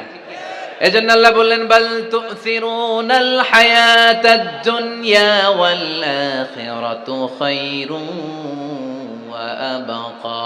তোমরা দুনিয়ার জীবনকে বড্ড বেশি প্রাধান্য দাও, কিন্তু জেনে রেখো, মনে রেখো, দুনিয়া আসল নয়, আসল ঠিকানা হলো মুমিনের আখিরাত। 2 নম্বর কনফার্মেশন, ওয়ালাল আখিরাতু খায়রুল লাকা মিনাল উলা। নবী হে, আখিরাত আপনার জন্য রেডি। 3 নম্বর কনফার্মেশন, ওয়ালা সাউফা ইউতিকা রাব্বুকা ফাতারদা। নবী হে, অচিরেই এমন এমন জিনিস আমি আপনারে দেব, এগুলো পেয়ে আপনি খুশি হয়ে যাবেন। সুবহানাল্লাহ পড়েন। Verily I'm gonna give you something that will make you happy. এমন এমন জিনিস আমি আপনার জীবনে দেব, এগুলো পেয়ে আপনি খুশি হবেন। নবী, আপনি হতাশ হবেন না, নবী আপনি নিরাশ হবেন না, নবী আপনি হাল ছাড়বেন না। আরে আমি তো আপনার সাথে আছি। সাথে আছে কে? বিপদে পড়লে বলবেন আমার সাথে আছে কে? রক্ষা করবে কে? বাঁচানোর মালিক একজন। চিল্লায় বলো, তিনি কে? পারবেন, পারবেন, বলতে পারবেন? কি বলবেন? সাথে আছে কে? আমাদের সাথে থাকে কে? এটাই আমাদের ভরসা, এটাই আমাদের বিজয়ের মাধ্যম, বিজয়ের গোপনতম রহস্য। ওয়ালা সাউফা ইউতিকা রাব্বুকা ফাতারদা। নবী হে, অচিরেই এত এত জিনিস আমি আপনারে দেব, আপনি খুশি হয়ে যাবেন। সুবহানাল্লাহ পড়েন। যেখানেই নবীর মন খারাপ, সেখানেই আল্লাহ তাআলা এমন কিছু নবীকে হাজির করে দেন, ওইটা পেয়ে নবী খুশি হয়ে যায়। কারণ নবী হচ্ছেন আল্লাহর বন্ধু, হাবিবুল্লাহ। ইব্রাহিম আলাইহিস সালাম, উনি ছিলেন খলিলুল্লাহ। ইব্রাহিম আলাইহিস সালাম আল্লাহর কি ছিলেন? কথা বলেন, খলিলুল্লাহ। আর আল্লাহর রাসূল সাল্লাল্লাহু আলাইহি ওয়াসাল্লাম হাবিবুল্লাহ। খলিল মানেও বন্ধু, হাবিব মানেও বন্ধু। খলিল মানে এমন বন্ধু যেই বন্ধু আল্লাহরে খুশি করার জন্য কাজ করে, আর হাবিব মানে এমন বন্ধু যেই বন্ধুরে খুশি রাখার জন্য আল্লাহ নিজেই কাজ করে। আল্লাহ রাসূল সাল্লাল্লাহু আলাইহি ওয়াসাল্লাম হচ্ছেন হাবিবুল্লাহ। আল্লাহ রাসূল সাল্লাল্লাহু আলাইহি ওয়াসাল্লাম কি? হাবিবুল্লাহ। যেখানেই আল্লাহ রাসূল সাল্লাল্লাহু আলাইহি ওয়াসাল্লামের মন খারাপ, আল্লাহ রাসূল সাল্লাল্লাহু আলাইহি ওয়াসাল্লামের মন ভালো করে দেয় কে? আল্লাহ রাসূলের মন ভালো করে দেওয়ার দায়িত্ব স্বয়ং নিয়েছে কে? মক্কায় আল্লাহ রাসূল সাল্লাল্লাহু আলাইহি ওয়াসাল্লামের মন খারাপ। মক্কার দাওয়াতি কাজ বেগবান করার জন্য আল্লাহ রাসূল সাল্লাল্লাহু আলাইহি ওয়াসাল্লাম কেঁদে কেঁদে আল্লাহর কাছে দোয়া করলেন, আল্লাহ মক্কার দুইজনের একজন যেন কালিমা পড়ে মুসলমান হয়ে যায়। তাহাজ্জুদের নামাজ পড়ে চোখের পানি ছেড়ে ছেড়ে আল্লাহর কাছে দোয়া করলেন, আল্লাহ আল্লাহুম্মা আইজ্জাল ইসলাম বি আহাব্বির রাজুলাইনি ইনদাক। আল্লাহ মক্কার দুইজনের একজনকে আমি চাই, দুইজনের একজন। আবি জাহাল ইবনে হিশাম, হিশামের বেটা আবু জাহেল, অথবা ওমর ইবনে খাত্তাব, খাত্তাবের বেটা ওমর। আল্লাহ হয় আবু জাহেলরা আপনি ইসলামের ছায়াতলে আনেন, কিংবা ওমরে ফারুককে আনেন। আল্লাহ কার জন্য দোয়াটা কবুল করেছে? জোরে বলেন।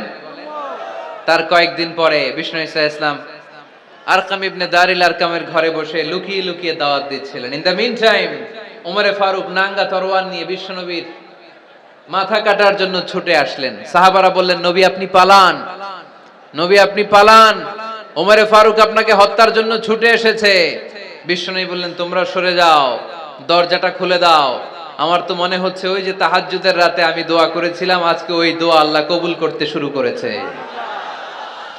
সাইয়েদনা ওমরে ফারুক তখনও কালিমা পড়েন নাই। দৌড়ে এসে আরকাম ইবনে আবিল আরকামের ঘরের ভেতরে ঢুকে তলোয়ারটা জমিনের মধ্যে রেখে দিয়ে আওয়াজ করে আঙ্গুল তুলে বলতে আরম্ভ করলেন, আশহাদু আল্লা ইলাহা ইল্লাল্লাহ ওয়া আশহাদু আন্না মুহাম্মাদার রাসূলুল্লাহ। সুবহানাল্লাহ পড়ে কালিমা পড়ে মুসলমান হয়ে গেছে। বিশ্বনবী খুশি হয়ে গেলেন। ওয়ালা সাউফা ইউতিকা রাব্বুকা ফাতারদা। নবী যখনই আপনার মন খারাপ, আপনার মনকে আমি ভালো করে দিব, আপনারে খুশি করে দিব, চিল্লায় পড়তে হবে আল্লাহু আকবার। বিশ্বনবীর মন খারাপ ছিল। হঠাৎ সাইয়েদনা ওমরে ফারুকের ইসলাম গ্রহণের মধ্য দিয়ে বিশ্বনবীর মন ভালো করে দিল কে? আল্লাহ মন ভালো করে দিলেন। এবার ওমরে ফারুক বললেন, ইয়া রাসূলুল্লাহ, এই যে কোরআনের বাণী আপনি প্রচার করেন, আলাইসাল কোরআনু কিতাবুন হক, কোরআন কি সত্য কিতাব নয়? আপনারা আওয়াজ করে বলেন তো, আমাদের কোরআন কি সত্য কিতাব নয়? ইসলাম কি সত্য ধর্ম নয়? আল্লাহ কি আমাদের সঠিক রব নয়? তিনটা প্রশ্ন করলেন বিশ্বনবীকে। আপনাদের মতোই বিশ্বনবী বললেন, হ্যাঁ কোরআনও সত্য, ইসলামও সত্য, আল্লাহও সত্য। এবার ওমরে ফারুক বললেন, ফাফিমাল ইখতিফা, নবী তাহলে লুকিয়ে লুকিয়ে দাওয়াত দেন কেন? লুকিয়ে লুকিয়ে ঘরের ভিতরে কোরআন পড়েন কেন? আজকে থেকে আমি ওমর আপনার সাথে আছি। সুবহানাল্লাহ বলতে পারলেন না মজা করে? আমি ওমর আছি, দেখি কে আপনারে কি করে। বের হন ঘর থেকে। ঘর থেকে বের হয়ে প্রকাশ্যে দাওয়াত দেন। বিশ্বনবী বললেন, না ওমর, এটা মাক্কি জীবন, এখানে গোপনে দাওয়াত দিতে হবে। ওমরে ফারুক বললেন, নবী তাহলে আমাকে একটা মিছিলের অনুমতি দেন। কিসের অনুমতি? আপনাদের চুয়াডাঙ্গায় মিছিল টিছিল হয় নাকি? হয় হয়। বিশ্বনবী বললেন, যাও, ঠিক আছে, মিছিলের অনুমতি দিলাম। মোট 11 জন তিনি পেলেন। হাতে গোনা অল্প কয়েকজন লোক কালিমা পড়ে মুসলমান হয়েছে। 11 জনকে নিয়ে ওমরে ফারুক 2 লাইন বানালেন, পেছনে 6 জন, সামনে 5 জন। দ্বিতীয় লাইনের নেতা বানালেন বিশ্বনবীর চাচা হামজা ইবনে আব্দুল মুত্তালিবকে। প্রথম লাইনের নেতা হলেন ওমরে ফারুক নিজেই। তারপরে এক বাক্যের একটা ভাষণ দিলেন। কয় বাক্যের? তিনি বললেন, মান আরাদা আন তাসকুলা উম্মু ইয়াতামা ওয়ালাদু তারমিলা যাওজাতুহু ফালিয়াসুদ্দানি। ওমরে ফারুক মিছিলের সামনে দাঁড়িয়ে মক্কাবাসীদেরকে শোনানোর জন্য বললেন, উদ্দেশ্য করে বললেন, কে আছো, কে আছো, মান আরাদা আন তাসকুলা উম্মু, কে আছো মায়ের বুক খালি করতে চাও, কে আছো সন্তানগুলোর ইয়াতিম বানাতে চাও, কে আছো মক্কায় স্ত্রীদেরকে বিধবা করতে চাও, বুকের পাটা থাকলে আমি ওমরের সামনে এসে দাঁড়াও। কেউ সামনে আসতে পারে নাই। ওমরে ফারুক স্লোগান তুললেন, আল্লাহু আকবার, আল্লাহু আকবার, আল্লাহু আকবার। আল্লাহু আকবার স্লোগান আর কেউ শোনে নাই।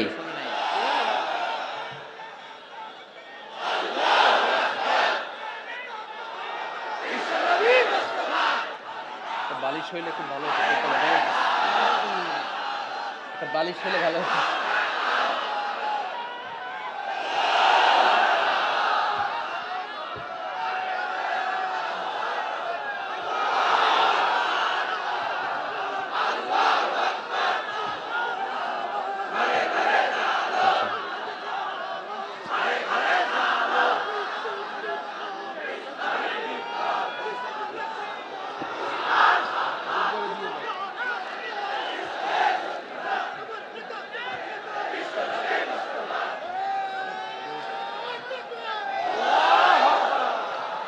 ওমরে ফারুক বললেন, কে আছো মায়ের বুক খালি করতে চাও? কে আছো সন্তানগুলোরে এতিম বানাতে চাও? কে আছো স্ত্রীকে বিধবা বানাতে চাও? ফালিয়া সুদ্দানি, বুকের পাটা থাকলে সামনে এসে ঠেকাও। এই আল্লাহু আকবার স্লোগান শুরু করলেন।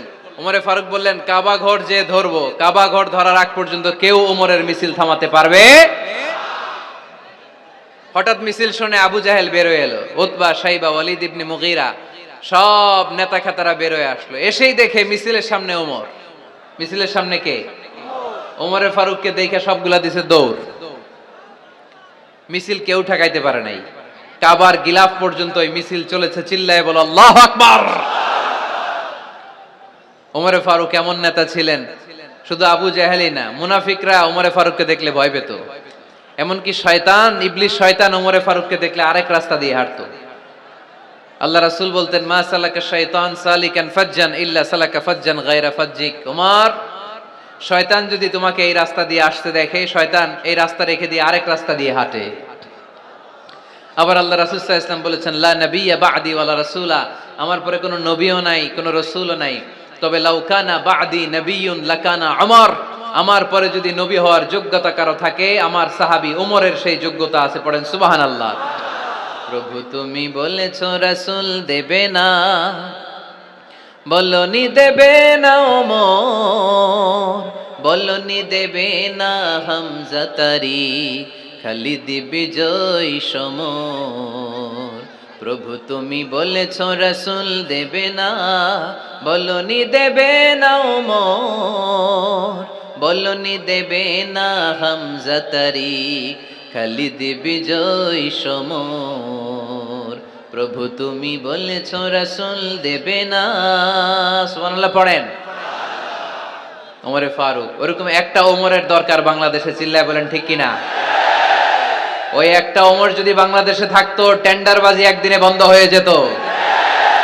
ওই এক ওমরে ফারুক যদি বাংলার জমিনে থাকতো, চাঁদাবাজি থাকতো না, নুসরাতের মতো কোনো মেয়েকে ধর্ষিত হওয়া লাগতো না, পেঁয়াজের দাম বাড়িয়ে সাধারণ মানুষের কষ্ট দেওয়ার সাহস কেউ করতো না, লবণের মতো নিত্য প্রয়োজনীয় জিনিসের দাম বাড়ানোর গুজব তোলার মতো সাহস কেউ পেত না। চিল্লায় বলো ঠিক কিনা? কোটি কোটি টাকার নোট ছিঁড়ে ছিঁড়ে কেউ পানির মধ্যে ফেলার সাহস তুলতো না। চিল্লায় বলো ঠিক কিনা? এক লোক তার স্ত্রীকে 100 তালাক দিল। কয় তালাক? আরো জোরে বলেন। এবার স্ত্রী এসে বিচার দিল, ওমরে ফারুক, আমার স্বামী আমার 100 তালাক দিছে। ওমরে ফারুক বললেন, ঘটনা কি? তালাক দিবে 3 তালাক, তোমার স্বামী তোমার 100 তালাক দেয় কেন? স্বামীরে ডেকে নিয়ে আস। ডেকে নিয়ে আসা হলো, জিজ্ঞেস করা হলো, কিরে কয় তালাক দিলি? কয় 100 তালাক। ওমরে ফারুক বললেন, তালাক দিবা 3টা, 100 তালাক দিলা কেন? স্বামী বলে, মেজাজ খুব গরম আছিল। মেজাজ, আমাদের মাঝে মাঝে মেজাজ গরম থাকে না? সব তালাক দিয়ে ফেলায়, তুই তালাক, তোর মাও তালাক। কত বড় ডাকাইত, বউরেও তালাক দেয়, শাশুড়িরও তালাক মারে। আছে না নাই? আলহামদুলিল্লাহ চুয়াডাঙ্গা এরকম নাই। ওমরে ফারুক বললেন, দিবা 3 তালাক, 100 তালাক দিলা কেন? সে বলে, ওমরে ফারুক মেজাজ গরম ছিল। ওমরে ফারুক বললেন, তাই? মেজাজ গরম ছিল, ঠিক আছে আমি বিচার করতেছি। 3 তালাকে তোর বউ তালাক, বাকি 97 তালাক তোর পিঠের উপরে পড়বে। এরকম বিচার যদি বাংলার জমিনে থাকতো, কেউ আর এরকম ইসলামের কোন বিষয় নিয়ে কথা বলার, ধৃষ্টতা দেখানোর সাহস পেত? কোরআনকে গালি দেওয়ার সাহস পেত? আমার নবীর নামে কার্টুন বানানোর সাহস পেত? আমার নবীকে নিয়ে ফিল্ম বানানোর সাহস পেত? বিশ্ব নবীকে গালি দেওয়ার সাহস পেত? ইসলাম নিয়ে কটু কথা বলার সাহস পেত? আমরা সব বিষয়ে কথা শুনতে রাজি। আমার নবীরে গালি দিলে খবর আছে না নাই? আমার নবীর দিকে যদি কেউ বা হাত তুলে তাকায়, ওই বা হাত কেমন করে ভেঙে দিতে হয় সেটাও আমরা জানি। চিল্লায় বলো ঠিক কিনা? ইসলামের বিরুদ্ধে যদি কথা বলে, ওইটা আমরা সহ্য করি না। চিল্লায় বলেন ঠিক কিনা? আমার নবীরে গালি দিলে, আমার কোরআনকে গালি দিলে, আমার আল্লাহরে গালি দিলে, আমার ইসলামকে গালি দিলে আমাদের কলিজায় আগুন ধরে কি ধরে না? নবীকে গালি দিলে কলিজায় আগুন লাগে? কোরআনকে গালি দিলে কলিজায় আগুন লাগে? কার কার কলিজায় আগুন লাগে হাত তুলে আল্লাহর দেখা।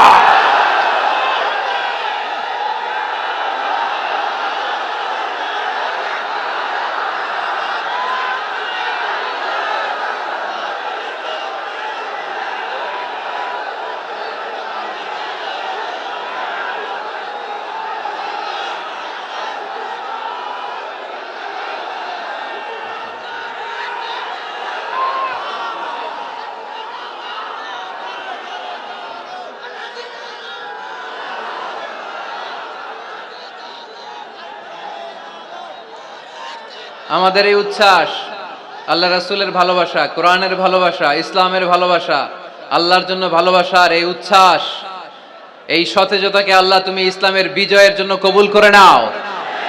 আমরা একটা ওমরের অপেক্ষায়, চিল্লায় বলেন ঠিক কিনা?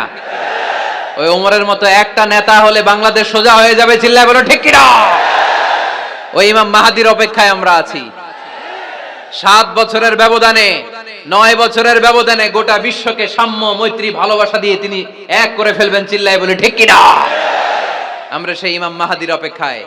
একজন ওমরই পারে গোটা বিশ্বটারে শান্তি, সাম্য, মানবতা আর ভ্রাতৃত্বের বন্ধনে অটুট রাখতে। সে ওমরে ফারুক যখন ইসলাম ধর্ম গ্রহণ করলেন, বিশ্বনবীর পেরেশানি দূর করে দিল কে? এজন্য আল্লাহ বললেন, ওয়ালা সাউফা ইউতিকা রাব্বুকা ফাতারদা। ও নবী, অচিরে এমন কিছু আমি আপনারে দান করব, এগুলো পেয়ে আপনি খুশি হয়ে যাবেন। সুবহানাল্লাহ পড়েন। যেখানেই নবী পেরেশান, ওইখানেই নবীর মন ভালো করে দেয় কে? মক্কা থেকে 80 কিলোমিটার দূরে তায়েফের ময়দান। যারা হজ উমরা করেছেন তারা জানেন, প্রায় 80 কিলোমিটার দূর এই তায়েফের ময়দানে বিশ্বনবী পাহাড়ি পথ পাড়ি দিয়ে দাওয়াত দিতে গেলেন। তায়েফের লোকেরা কি নবীর দাওয়াতে সাড়া দিয়েছে? নবীকে পাথর মেরেছে, ঠিক কিনা? রক্তাক্ত করেছে তিনটা জায়গায়। কয় জায়গায়? বিশ্বনবীর চাইতে সুন্দর মানুষ পৃথিবীতে ছিল? বিশ্বনবীর চাইতে সুন্দর মানুষ বর্তমানে পৃথিবীতে আছে? আমার নবীর চাইতে সুন্দর কোন সুপুরুষ কিয়ামত পর্যন্ত দুনিয়ায় জন্মগ্রহণ করবে? সাদা ধবধবে স্বচ্ছ শুভ্র মানুষ, এত সুন্দর মানুষ যার নুরানি চেহারা দেখলে মানুষ কালিমা পড়ে মুসলমান হয়ে যেত। বিশ্বনবীর চেহারা দেখে কাফির মুশরিকেরা কালিমা পড়ে মুসলমান হতো। আমার নবীর চেহারার মতো সুন্দর শুভ্র সাবলীল মানুষ দুনিয়ার বুকে দ্বিতীয়টা ছিল না। আমার ওই পেয়ারা নবীর গায়ে পাথর মেরেছে তায়েফের ছেলেরা। আমার নবীকে তিনটা জায়গায় রক্তাক্ত করেছে, তারপরেও বিশ্বনবী তায়েফবাসীদের বদদুয়া দেয় নাই।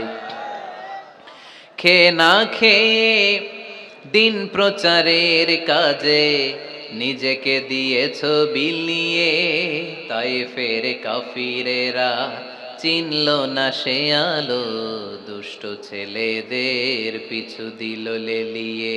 পাথরের আঘাতে ক্ষত বিক্ষত হয়ে সারা শরীর থেকে রক্ত ঝরে। এ রাসূল, তোমাকে ভুলি আমি কেমন করে? হে রাসূল, তোমাকে ভুলি আমি কেমন করে? হাজার ব্যথা বেদনার পরে ফিরে আসনি তুমি আপন ঘরে, দিনের আলো তুমি ছড়িয়ে দিতে চলে গেলে মদিনায় মক্কা ছেড়ে। হে রাসূল, তোমাকে ভুলি আমি কেমন করে? হে রাসূল, তোমাকে ভুলি আমি কেমন করে? ঠিক কি না? ওই নবীকে ভোলা সম্ভব? ওই নবীর ভালোবাসা আমাদের হৃদয়ে আছে না নাই? বিশ্ব নবীকে তিনটা জায়গায় আঘাত করল। এত শুভ্র সাবলীল সাদা দেহটা ছিঁড়ে ছিঁড়ে রক্ত বের হলো। বিশ্বনবী তায়েফবাসীদেরকে বদদুয়া দেয় নাই। বিশ্বনবী তায়েফবাসীদেরকে কোরআনের দাওয়াত দিতে গেলেন, তারা কোরআনের দাওয়াত মেনে নেয় নাই। বিশ্বনবী ওযু করলেন, গায়ের রক্তগুলোকে মুছে মুছে ফজরের সময় খেজুর বাগানের সামনে দাঁড়িয়ে ফজরের নামাজ শুরু করে দিলেন। বিশ্বনবী মন্ত্রমুগ্ধকর কণ্ঠ দিয়ে তেলাওয়াত করতে শুরু করলেন। ইন দ্য মিন টাইম বিশ্বনবীর পেছন থেকে একদল জিন বিশ্বনবীর কণ্ঠের কোরআন তেলাওয়াত শুনে কালিমা পড়ে মুসলমান হয়ে গেল। ফজরের সালাত শেষে আল্লাহ বিশ্বনবীর ডেকে বললেন, নবী আপনার মন খারাপ কেন? জিব্রাইল মারফত জানিয়ে দিলেন মন খারাপ কেন। বিশ্বনবী বললেন, 80 মাইল পথ পাড়ি দিয়ে তায়েফের ছেলেদেরকে দাওয়াত দিতে এলাম, তারা আমার দাওয়াত কবুল করে নাই। শুধু দাওয়াত প্রত্যাখ্যান করলে চলতো, আমাকে মেরে রক্তাক্ত করে তায়েফের জমিনকে লাল করে দিয়েছে। একটা ছেলে যদি কালিমা পড়তো আমার কলিজাটা ঠান্ডা হতো, আমার পরানটা ঠান্ডা হয়ে যেত। একটা ছেলেও কালিমা পড়ে নাই, পাথর মেরে আমারে রক্তাক্ত করেছে। কি ছিল আমার অপরাধ? ওদেরকে জাহান্নামের আগুন থেকে বাঁচানোর জন্য আমি তায়েফে এসেছি, একটা লোক আমার ডাকে সাড়া দেয় নাই। বিশ্বনবীর মন খারাপ। আল্লাহ ডেকে বললেন, নবী মন খারাপ করবেন না, হতাশ হবেন না। আপনি জানেন না, আপনি দেখেন নাই, আমি আল্লাহ দেখেছি। আপনি যখন দাঁড়িয়ে দাঁড়িয়ে ফজরের নামাজের তেলাওয়াত করছিলেন, আপনার সুমধুর কণ্ঠের তেলাওয়াত শুনে একদল জিন কালিমা পড়ে মুসলমান হয়েছে।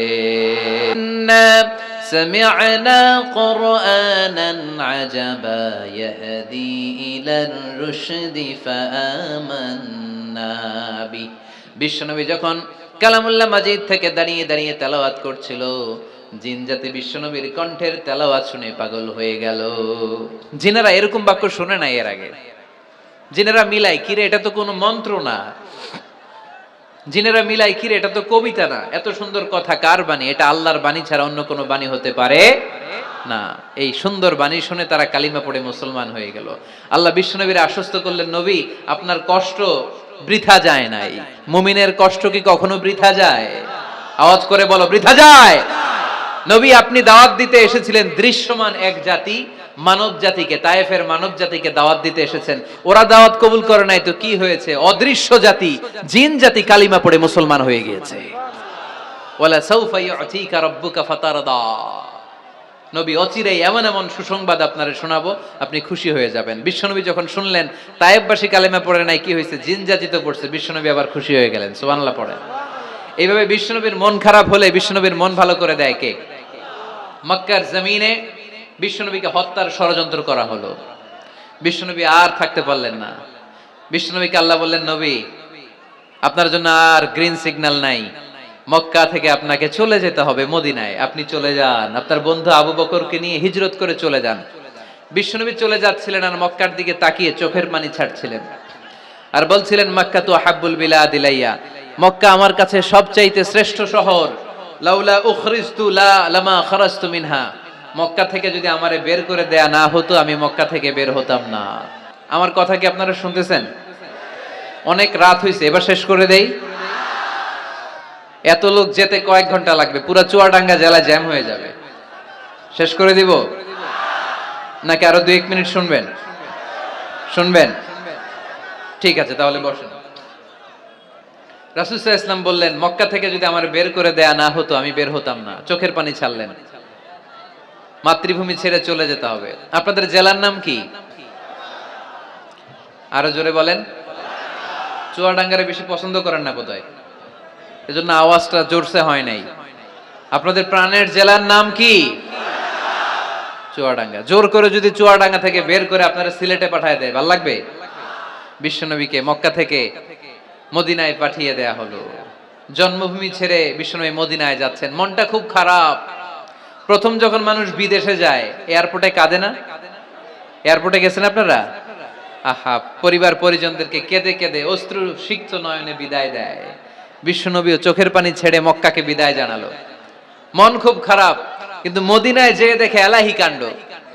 মদিনার উপকণ্ঠে সানিয়াতুল ওয়াদা নামক জায়গায় আবাল বৃদ্ধ বনিতা দফ বাজিয়ে বাজিয়ে বিশ্বনবীরে ওয়েলকাম করতে শুরু করলো। তলাআল বাদরু আলাইনা মিন সানিয়াতিল ওয়াদা ওয়াজাবা শুকরু আলাইনা মাদআ লিল্লাহি দা আইয়ুহাল মাবউসু ফিনা جئت من أمر المطاع جئت شرفت المدينة مرحبا يا خير دا যারা পারেন পড়েন। طلع البدر علينا من ثنيات الوداع وجب الشكر علينا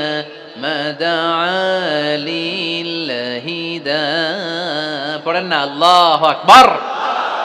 এই বিশাল জনসমুদ্র দেখে তলাল বদরু আলাইনা আর দফ বাজাতে বাজাতে নবীকে ওয়েলকাম ইন রিসিপশন দেয়া হলো।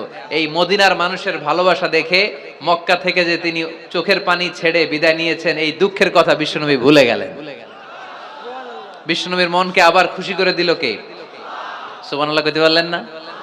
ওয়ালা সাউফা ইউতিকা রাব্বুকা ফাতারদা, নবী অচিরেই এমন জিনিস আপনাকে আমি দান করব, আপনি খুশি হয়ে যাবেন। আবার বিশ্বনবী শুনতে পেলেন ওনার আগের পয়গম্বরদের বয়স ছিল কারো 1000 বছর, কেউ হায়াত পেত 2000 বছর, কেউ পেত 1500 বছর, তাদের উম্মতের মধ্য থেকে কেউ বাঁচত 800 বছর, 700 বছর।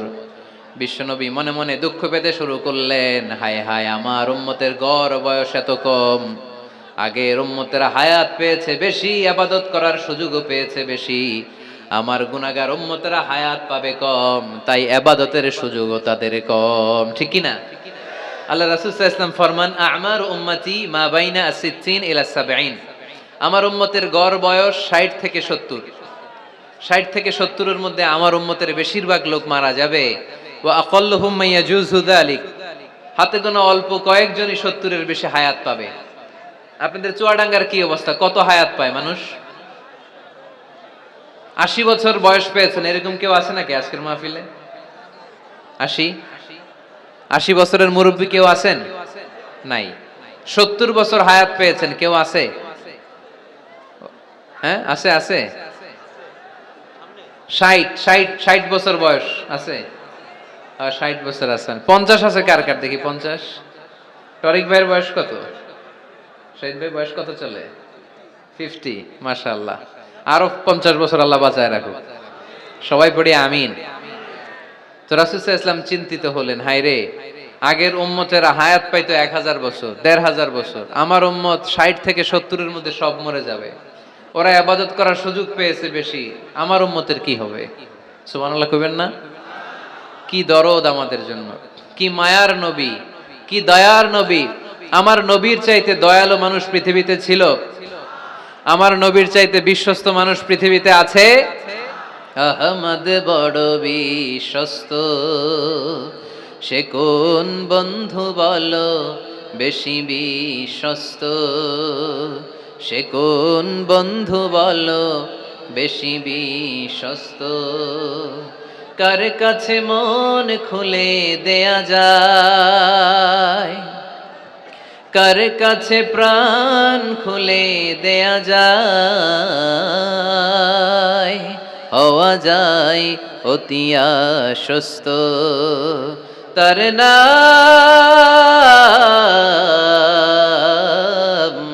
আহমদ বড় বিশ্বস্ত। সুবহানাল্লাহ পড়েন। আমার নবীর চাইতে বিশ্বস্ত আর কেউ আছে? আমার নবীর চাইতে দিলদরিয়া আর কেউ আছে? আমার নবীর চাইতে দয়ালু কোন মানুষ পৃথিবীর জমিনে আছে? ওমা আরসালনাকা ইল্লা রাহমাতাল লিল আলামিন, I have sent you as a mercy for the entire universe. নবী হে, আমি গোটা বিশ্বের জন্য আপনাকে রহমত করে প্রেরণ করেছি। চিল্লায়ে পড়েন সুবহানাল্লাহ। আবার বিশ্বনবী ফরমান, লিকুল্লি নবিয়্যিন দাওয়া মুস্তাজাবা, দুনিয়ার সব নবীকে আল্লাহ একটা করে বিশেষ দোয়া করার সুযোগ দিয়েছে। এই দোয়াটা করার সাথে সাথে এই দোয়াটা আল্লাহ কবুল করে নিয়েছে। আর দুনিয়ার বুকে যত নবী এসেছিল সব নবীরা তাদের দোয়াটা দুনিয়ায় শেষ করে ফেলেছে। ওয়া ইন্নী আখতাবিউ দাওয়াতি শাফাআতান লিউম্মতি ইয়াউমাল কিয়ামা, কিন্তু আমি আমার স্পেশাল দোয়াটা দুনিয়ার বুকে করি নাই, আমি কিয়ামতের দিন আমার উম্মতদেরকে সুপারিশ করার জন্য স্পেশাল দোয়াটা রেখে দিয়েছি। আমার নবী দোয়াটা রেখে দিয়েছে আমার জন্য, আপনার জন্য, আমাদের জন্য। বিশ্বনবী দোয়াটা করে নাই। সব নবী আল্লাহর পক্ষ থেকে কয়টা দোয়া পাইছে স্পেশাল? সবাই বলেন না? একটা। ওই দোয়া করার সাথে সাথেই কবুল হবে, একটা করে দোয়া। সব নবীরা ওই দোয়াটা দুনিয়াতেই করেছে, কোন নবী বাকি নাই। সব নবী দোয়াটা দুনিয়াতেই কাজে লাগিয়ে ফেলেছে, আমার নবী ছাড়া। আমার নবী কি দোয়াটা দুনিয়াতে করছে? দুনিয়ায় বিশ্বনবী বিপদে পড়েন নাই, ওই দোয়াটা করলেই বিপদ থেকে মুক্তি পেতেন। কিন্তু আমার জন্য, আপনার জন্য, আমাদের জন্য রেখে দিয়েছেন। কিয়ামতের দিন আমরা যখন বিপদে পড়ে যাব, আমাদেরকে বিপদ থেকে উদ্ধার করার জন্য বিশ্বনবী ওই দোয়াটা করে আমাদেরকে উদ্ধার করবে। চিল্লা এখন সুবহানাল্লাহ। বিশ্বনবী কিয়ামতের দিন শুধু কাঁদতে থাকবে, আকাশের জল জলে সূর্যটা মাথার কাছে চলে আসবে, মাথার মগজগুলো ভাতের মাড়ের মতো গলে গলে নাকের ছিদ্র কানের ছিদ্র দিয়ে বেয়ে বেয়ে পড়বে।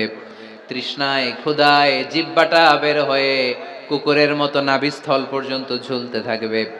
জমিনটারে তামার জমিন বানিয়ে দেওয়া হবে, সবাই শুধু বলবে ইয়া নাফসি, আল্লাহ তুমি আমারে বাঁচাও। ওলিরা বলবে ইয়া নাফসি, শহীদরা বলবে ইয়া নাফসি, নবীরা বলবে ইয়া নাফসি, উম্মত বলবে ইয়া নাফসি। সবাই বলবে আল্লাহ তুমি আমারে বাঁচাও, আল্লাহ তুমি আমারে বাঁচাও, আল্লাহ তুমি আমারে বাঁচাও।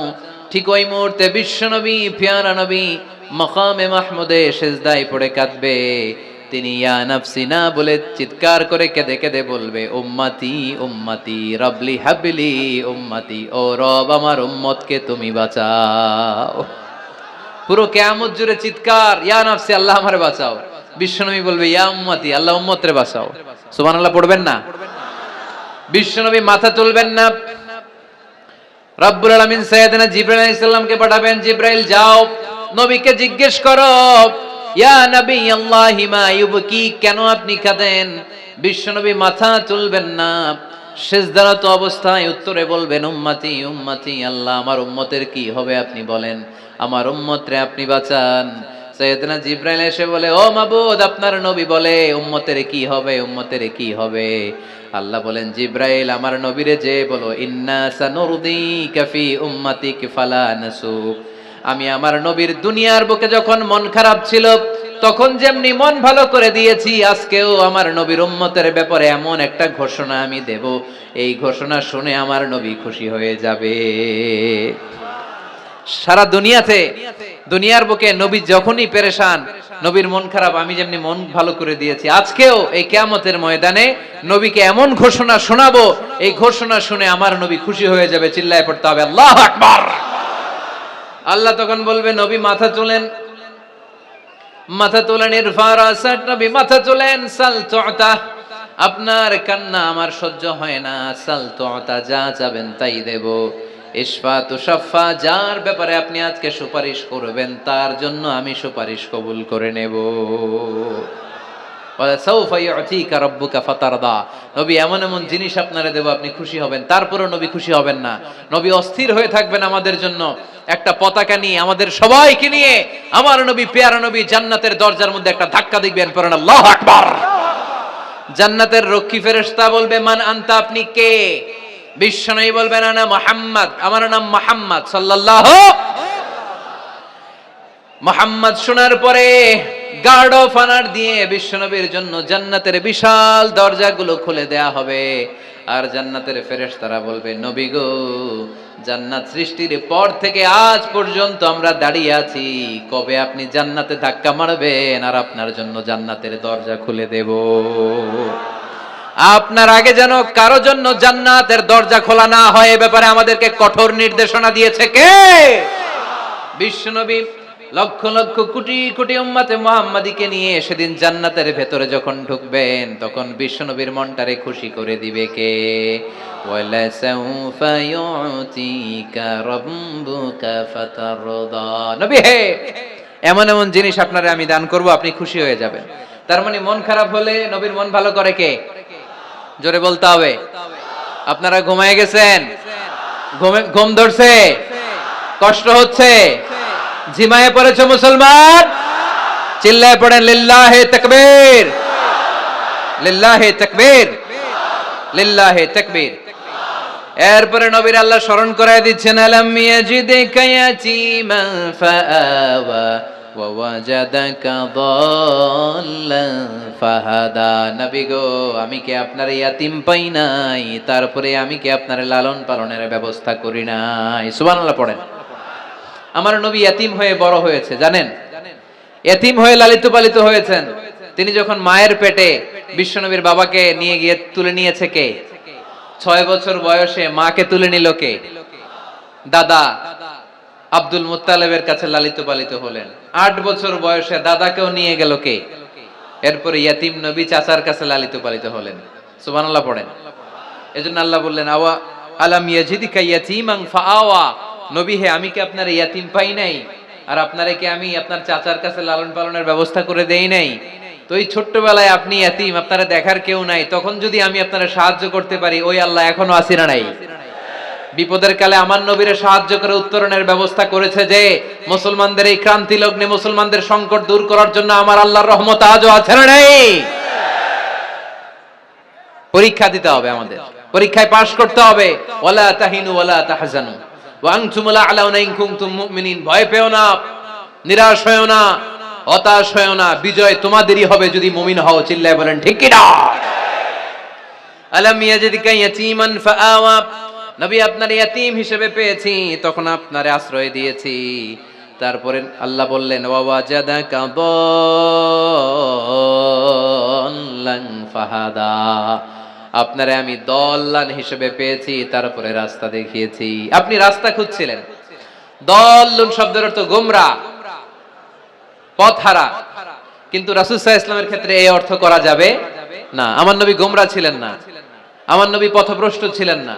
যদিও অফিশিয়ালি আমার নবী 40 বছর বয়সে নবী হয়েছেন, কিন্তু 40 বছরের আগের জীবনীটাও আমাদের জন্য অনুপম আদর্শ আর নমুনা। চিল্লায় বলেন ঠিক কি না? 40 বছর আগেও নবী সত্য কথা বলতেন। 40 বছর আগে তিনি দান করতেন। নবী হওয়ার আগেও তিনি আত্মীয়দের সাথে সুসম্পর্ক রাখতেন, মানুষের বোঝা বইয়ে দিতেন। সত্য যেখানে বিপন্ন, সাহসী সৈনিক হয়ে বিশ্বনবী দাঁড়িয়ে যেতেন। চিল্লায় এখন ঠিক কি না?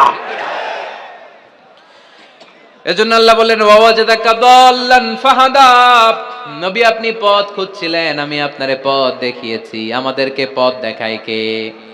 রাসূল সাল্লাল্লাহু আলাইহি ওয়াসাল্লাম মহাসত্যের অনুসন্ধান করছিলেন। দল্লান অর্থ এখানে পথহারা পথিকের মতো আপনি খুঁজছিলেন, কই যাবেন, ডানে না বায়ে। মাঝে মাঝে আমাদের এরকম হয় না, চুয়াডাঙ্গা থেকে কুষ্টিয়া কি এই রাস্তায় যায় না এইটাই যায়, বুঝতে পারতেছি না তো।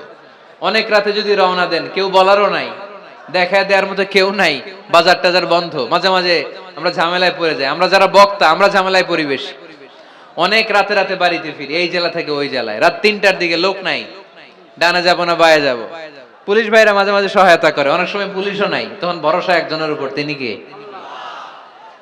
তো রাসূল সাল্লাল্লাহু আলাইহি ওয়াসাল্লাম সত্যের পথ খুঁজছিলেন, ডানে না বায়ে। আল্লাহ বললেন বায়ে না, ডানে যান। ফাহাদা, আল্লাহ হেদায়েতের রাস্তায় তুলে দিলেন। সুবহানাল্লাহ পড়েন। আমরা যদি পথ ভুলে যাই, আমাদের পথ দেখায় কে? সবাই বলেন আমাদের পথ দেখায় কে? আমি যদি কোনদিন পথ ভুলে যাই, হাত ছানি দিয়ে কাছে নিও, মমতার বন্ধনে আমায় বেঁধে সব ভুল ক্ষমা করে দিও। পড়েন, আমি যদি কোনদিন পথ ভুলে যাই, হাত ছানি দিয়ে কাছে নিও, মমতার বন্ধনে আমায় বেঁধে সব ভুল ক্ষমা করে দিও। পড়েন আমিন। আমাদের পথ দেখায় কে? আমরা প্রতিদিন পড়ি ইহদিনাস সিরাতাল, সবাই পড়েন ইহদিনাস সিরাতাল। ও আল্লাহ আমাদেরকে সরল সঠিক পথ দেখাও। আল্লাহ বললেন নবী আপনাকে আমি পথ দেখিয়েছি। এরপর আল্লাহ বললেন ওয়াজাদাকা আইলান ফাআগনা, নবী আপনি ছিলেন নিঃস্ব, আপনার টাকা পয়সা ছিল না। খাদিজার সাথে বিয়ে দেওয়ার মাধ্যমে আমি আপনার নিঃস্বতা দূর করে ধনী বানিয়ে দিয়েছি। সুবহানাল্লাহ পড়েন। রাসূল সাল্লাল্লাহু আলাইহি ওয়াসাল্লাম মেষ চড়াতেন। মা বাআসাল্লাহু নাবিয়ান ইল্লা রাআল গানাম, এই পৃথিবীতে এমন কোন নবী নাই যেই নবী ছাগল চড়ায় নাই। আপনারা ছাগল চড়ান তো? আপনাদের তো এই যে কি বলে ব্ল্যাক গোট, চুয়াডাঙ্গার ব্ল্যাক গোট নাকি সারা দুনিয়ায় বিখ্যাত। হ্যাঁ, ব্ল্যাক বেঙ্গল, কি বলে ব্ল্যাক বেঙ্গল। ছাগল পালেন কে কে দেখি তো চুয়াডাঙ্গায়? ওরে আল্লাহ, ছাগল তো নিয়ে যাওয়া লাগবে কয়েকটা, দেখা যায় অনেক ছাগল। মেহেরপুরও বিখ্যাত না? মাশাআল্লাহ, চুয়াডাঙ্গার ছাগল অনেক বিখ্যাত। তো সব নবীরা ছাগল ছড়িয়েছেন। বুখারীর বর্ণনা, মা বাআসাল্লাহু নাবিয়ান ইল্লা রাআল গানাম, এই পৃথিবীতে এমন কোন নবী নাই যে নবী ছাগল চড়ায় নাই। বিশ্বনবী ছাগল চড়াতেন অল্প কিছু পারিশ্রমিকের বিনিময়ে। সুবহানাল্লাহ পড়েন। কারণ আমার নবী শিখিয়েছেন পরিশ্রমে লজ্জা নেই, লজ্জা অলসতায়। ঠিক কি না? পরিশ্রমে কোনো লজ্জা আছে? লজ্জা অলসতায়, ঠিক কি না? রাসূল সাল্লাল্লাহু আলাইহি ওয়াসাল্লামের টাকা পয়সা ছিল না। আম্মাজান খাদিজাতুল কুবরা রাদিয়াল্লাহু তাআলা আনহার সাথে যখন বিয়ে হলো, বিয়ের পরে এই ধনাঢ্য মহিয়সী নারী বললেন, ইয়া রাসূলুল্লাহ, আমার সম্পদের দরকার নাই, আমি আপনারে পেয়েছি, আপনারে পেয়ে আমি খুশি। আমার সব সমুদয় সম্পত্তি আপনার পায়ের সামনে আমি ঢেলে দিলাম, আপনি ইচ্ছামতো ইসলামের জন্য, ইসলাম প্রচারে এই সম্পদ ব্যয় করা শুরু করে দেন। সুবহানাল্লাহ পড়তে পারলেন না? ওয়াজাদাকা আইলান ফাআগনা, তাফসিরে এসেছে ফাআগনা বিখাদিজা, নবী আপনি ছিলেন নিঃস্ব, দরিদ্র, টাকা পয়সা ছিল না, খাদিজার সাথে বিয়ের মাধ্যমে আমি আপনার ধনী বানাই দিলাম। তার মানে নবী আপনি ছিলেন ইয়াতীম, আপনারা আমি লালন পালনের ব্যবস্থা করে দিলাম, আপনি পথ খুঁজছিলেন কোন পথে আগাবেন, পথ দেখাইয়ে দিলাম। আপনি নিঃস্ব ছিলেন, আমি আপনার লালন পালনের ব্যবস্থা করে দিলাম, পথ দেখাইয়ে দিলাম। আপনার টাকা পয়সা ছিল না, খাদিজার সাথে বিয়ের মাধ্যমে ধনী বানাইয়ে দিলাম। সুবহানাল্লাহ। নবীর মন খারাপ, তো নবীর মন ভালো করার চেষ্টা করতেছে। দেখেন বন্ধু বন্ধু রাগ ভাঙায় কি করে। ও নবী আপনি রাগ করেন কেন? ওই যে আপনি ছোটবেলায় কষ্টে ছিলেন, আমি তো ঠিক করে দিলাম সব। ও নবী আপনি পথ খুঁজতেছিলেন, বিপদে ছিলেন, আমি তো পথ দেখাই দিলাম।